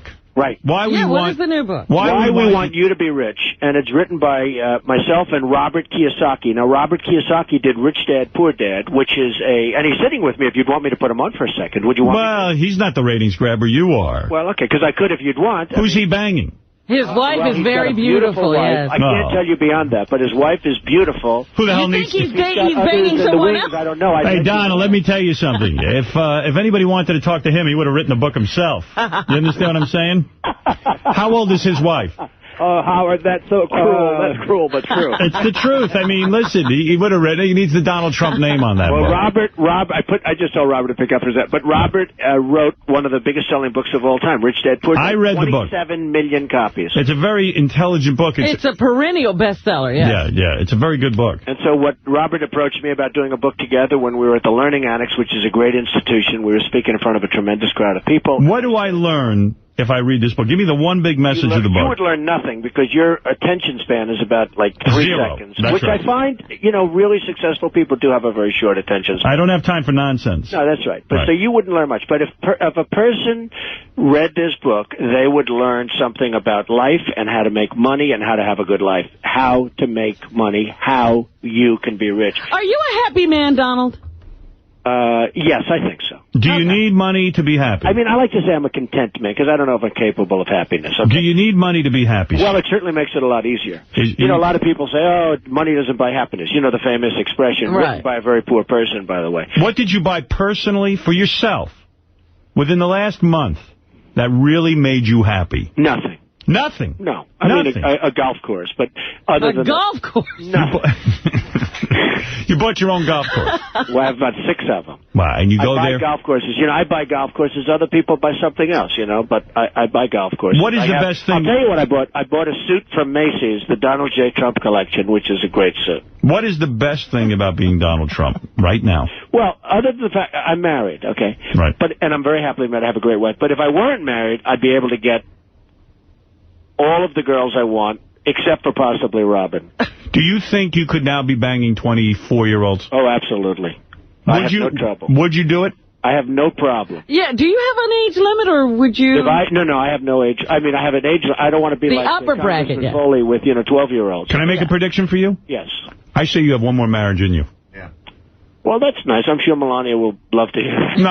No knock against Melania, but at one point... how old are you now? Do you talk about your age? I just turned 60. All right. You're kidding. But by the I'm going to say something very nice. You certainly don't look your age. Well, thank you. Now... I'm embarrassed to admit it, but I just turned 60. By the time you're 70, you're going to want one more 30-year-old. Could happen. I'm telling you. I don't think it could happen. I actually have a really wonderful wife who was very understanding. She gets me a lot. I have this beautiful baby who is extremely calm. How old will she be in 10 years, your wife? Well, she's now 35. Uh-huh. So she'll be 45 in 10 years. And you're 70 and you're... that I bail sometime after 40. You think you're going to date a 45-year-old? By the way, a big fan of yours just walked in. He's married to. My son Don just walked in. How's he doing? He's doing great. He's a nice kid. I like him. He's a good kid, and he works hard. And his sister, we were just talking about your sister, Don. I'm talking to the legendary Howard Stern and Robin, who can't stand me. Oh, here But I'm talking to the legendary Howard Stern. Where are you right now? Are you at your office? I'm in my office. Oh, you're in your office. I'm in my office. And your other son has come to work. As soon as I hang up, I can get back to business. Your other son has come to work with you, and now right? Eric just joined me. That's right. Eric is going to be terrific. So many sons to sit and divide the fortune. Well, it's good. It's good. And 21 years, Barron will join them. And that'll be nice. Would you frown upon your son, I mean, he's married now, but banging one of the women that you banged? I wouldn't be thrilled with that. Right. No, I wouldn't be thrilled with that. Andy Dick was in here the other day high-fiving his son because his son banged his girlfriend. Wow. I don't know. Andy Dick. I'm not Andy Dick. You're no Andy Dick? You're no Dick. No. No, you're not. Well, the book is called Why We Want You to Be Rich. Correct. 2 Men, 1 Message is in stores right now. Howard, it just went to #1. Really? One day. Yeah, it came out yesterday, and within 1 hour after its launch, it went to the #1 book. And you published this yourself? Yes, we publish so the publishers don't make money. Well, how do you do that? How do you distribute it? You can only do it. You only do it in 2 cases. If you have a book that's going to be a monster, or if you have a book that won't sell at all. Mm-hmm. If you have a book where you can't get a publisher, you publish it yourself. 3 people buy it, and you can say, I wrote a book. If you have money like we do, and if I've had #1 bestsellers numerous, and Robert has one of the biggest books of all time. And so, we obviously had every single publisher out there was begging us to do it. But the publishers make a lot of money, and they take a lot of money out. And we're giving a lot of money that we make from the book. We give it to the foundation, and it's an educational foundation, and the kind of thing you couldn't care less about because it's boring. Yes. But the fact is that we give a lot of money to the foundation, and this is money that can go to the foundation. So the publisher, this book we've already gone out with 1 million copies. Okay? And it's selling well. What would you do? This is the final question. Are you ready? Right. You're the president of the United States. What do we do about North Korea? I would be so tough you have no idea. What does that mean? No idea how tough I'd be. Embargoes? Embargoes? Well, I think I'd go beyond embargoes. But I blow the fuckers up? I would be so tough. But I wouldn't send Condoleezza Rice in to negotiate. Why? Is she bad? No, I don't think she's tough enough. I mean, I don't think she's a tough person. Lightweight? I think she's not tough enough to do the job. Who will be the next president? I don't want to say. Say it. I can't say. I don't want to say. I know every one of the candidates, and every one of them is up in my office. Who do you think is going to win? I don't want to say, Howard. But you have some interesting candidates. I think Hillary is going to run as a Democrat. Can she win? I think she's going to get the nomination. Do you think she could win? John McCain and Rudy are going to form together. I think they're going to get the nomination. John McCain and Rudy? I think John McCain and Rudy, and they really like each other. I think they're going to end up forming an alliance and running together. Who is a better president, John McCain or Rudy? Well, I don't want to say because, but I can tell you, I know them both. They're both good men, but I really don't want to say. Now, I will tell you, I know Rudy very well. He's a very capable guy. What are you going to do? Is he going to run with somebody, you think? No, what are you going to do? I believe so. Yeah. That's my opinion. I don't think everybody else says no, but that's my opinion. I don't think Rudy Giuliani will run. I think he's having a great life. He's making some good money in the private. You think he has stopped to smell the You'll roses? call me up and say I apologize. No, I'm not. Listen, I know Rudy the man. runs. I hope he does. Ultimately, it's John McCain and Rudy as a ticket against Hillary, and it's going to be a very interesting race. And never underestimate Hillary. She is very smart. Can a woman win the presidency in this country today? Absolutely, a woman could win. I think a woman... Without implants? You think a woman would do a worse job than Bush? No, Nobody could do a worse job. I think Hillary Clinton's sensational. I don't think she would be a bad president at all, but I don't know if middle America would vote for a You think woman. we'd be doing worse than we are right now? No, I think we'd be doing great. So it's really tough. Where are you now? You're in your office? I'm in my office. Wearing one of those suits, the whole deal? I'm working very hard, wearing a Macy's suit. Would I ever see you in a jogging suit at work? You would. When I carried the torch, I was in a jogging suit. And that felt okay to you? But that's no good, because if you're a little heavy, they say, oh, shit, Trump is heavy, just like everyone else. That's no good. Who is the most beautiful woman on the planet besides your wife and your daughter right now? Well, I could name 10, but you've never Name the one. Name the one. I don't beauty. want to name any because people will say I'm having an affair with her. Or no one will say. Name the one. Who is the most beautiful woman on the planet Earth right now? Famous woman that we know. Famous woman? The most beautiful famous woman. I can't do it. Why not? Because I know every one of them, and I'm going to insult everyone when I name them. You're not naming anybody as ugly. Sit down. Robin is the most beautiful. Oh, stop Sit down and come up with a list and then call me back. Thank I'll let you know. The book is called Why We Want You to Be Rich, 2 Men and 1 Message. Why do they want you to be rich? For sale right now. Here's my book. I can't give a shit if you're rich. Right. Why do I care if you're rich? Now, why do I care if you're rich, by the way? Howard, this is the guy that's a attention grabber with Robert Kiyosaki. The reason you want to get rich is so you can get laid. It's only sex and money. But why do you care if I'm rich? If that guy gets laid. You are rich. No, but I like the idea that people have a better life, Howard. You do? I do. You care that people get rich? I went to the Wharton School of Finance. I was a very good student. I make speeches in front of 50,000, 60,000 people for the Learning Annex. I love to educate, and if I can impart some of my, through trial and tribulation, some of what I have onto other people, I like doing it. I don't think you're telling the truth. I think you want all the money in the world, and the more rich people there are in the world, less money for you.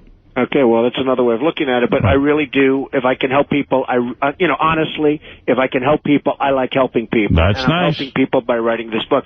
And Robert Kiyosaki is a very talented guy who really does this and does it better than anybody. How big is Robert Kiyosaki's penis? Oh. Quickly. Robert, are you hung well? No, I'm not. You're not? I'm like you. Are you bigger than Donald? You ever seen Donald naked? No, we haven't got that far. All right, well, let's hope you two get nude and look at each other's penis all day long. Thank you so much, Mr. Donald Trump, my friend. Thank you. Make sure Robert And I doesn't hope speak badly about me behind Donald my back. and I can mend fences. Okay, Good I'm sure we Lord. Yeah, when he comes in here, you two will make out. And Robert Kiyosaki, thank you. Thank you, Howard. So long, Howard. Take care, guys. So long, Robert. And there it is, Mr. Donald Trump and Robert Kiyosaki. Artie. You still alive? Yeah. What are you doing over there? Nothing. I can't believe he gets upset at the silliest things. Yeah, I was listening to the Trump-Quivers feud. Who knew? I said, maybe give Martha a break. That was defending her. I'm going to go pee, and then Jay Thomas is coming in. He's always fun to have around. Who this? milkcratemarauder is the shit. I'm Donald Trump, and I approve this message. Well, no shit. Don't act like you don't know what this is, bitch. You know the Cash.App? Cash.App, $milkcratemarauder. You are trying to talk me out of making a decent salary that's less than what a migrant worker would make. You know the Venmo, PayPal, and all that. Venmo at milkcratemarauder. Yeah, well, how long it take you motherfuckers to cut a check? I don't give a fuck if you send us a bag of nickels. Just send that shit. Subscribe to the channel, you funky bastard. I am not fucking impressed. Look, man, I've got to stay alive. You mutt-sucking sons of bitch. You understand?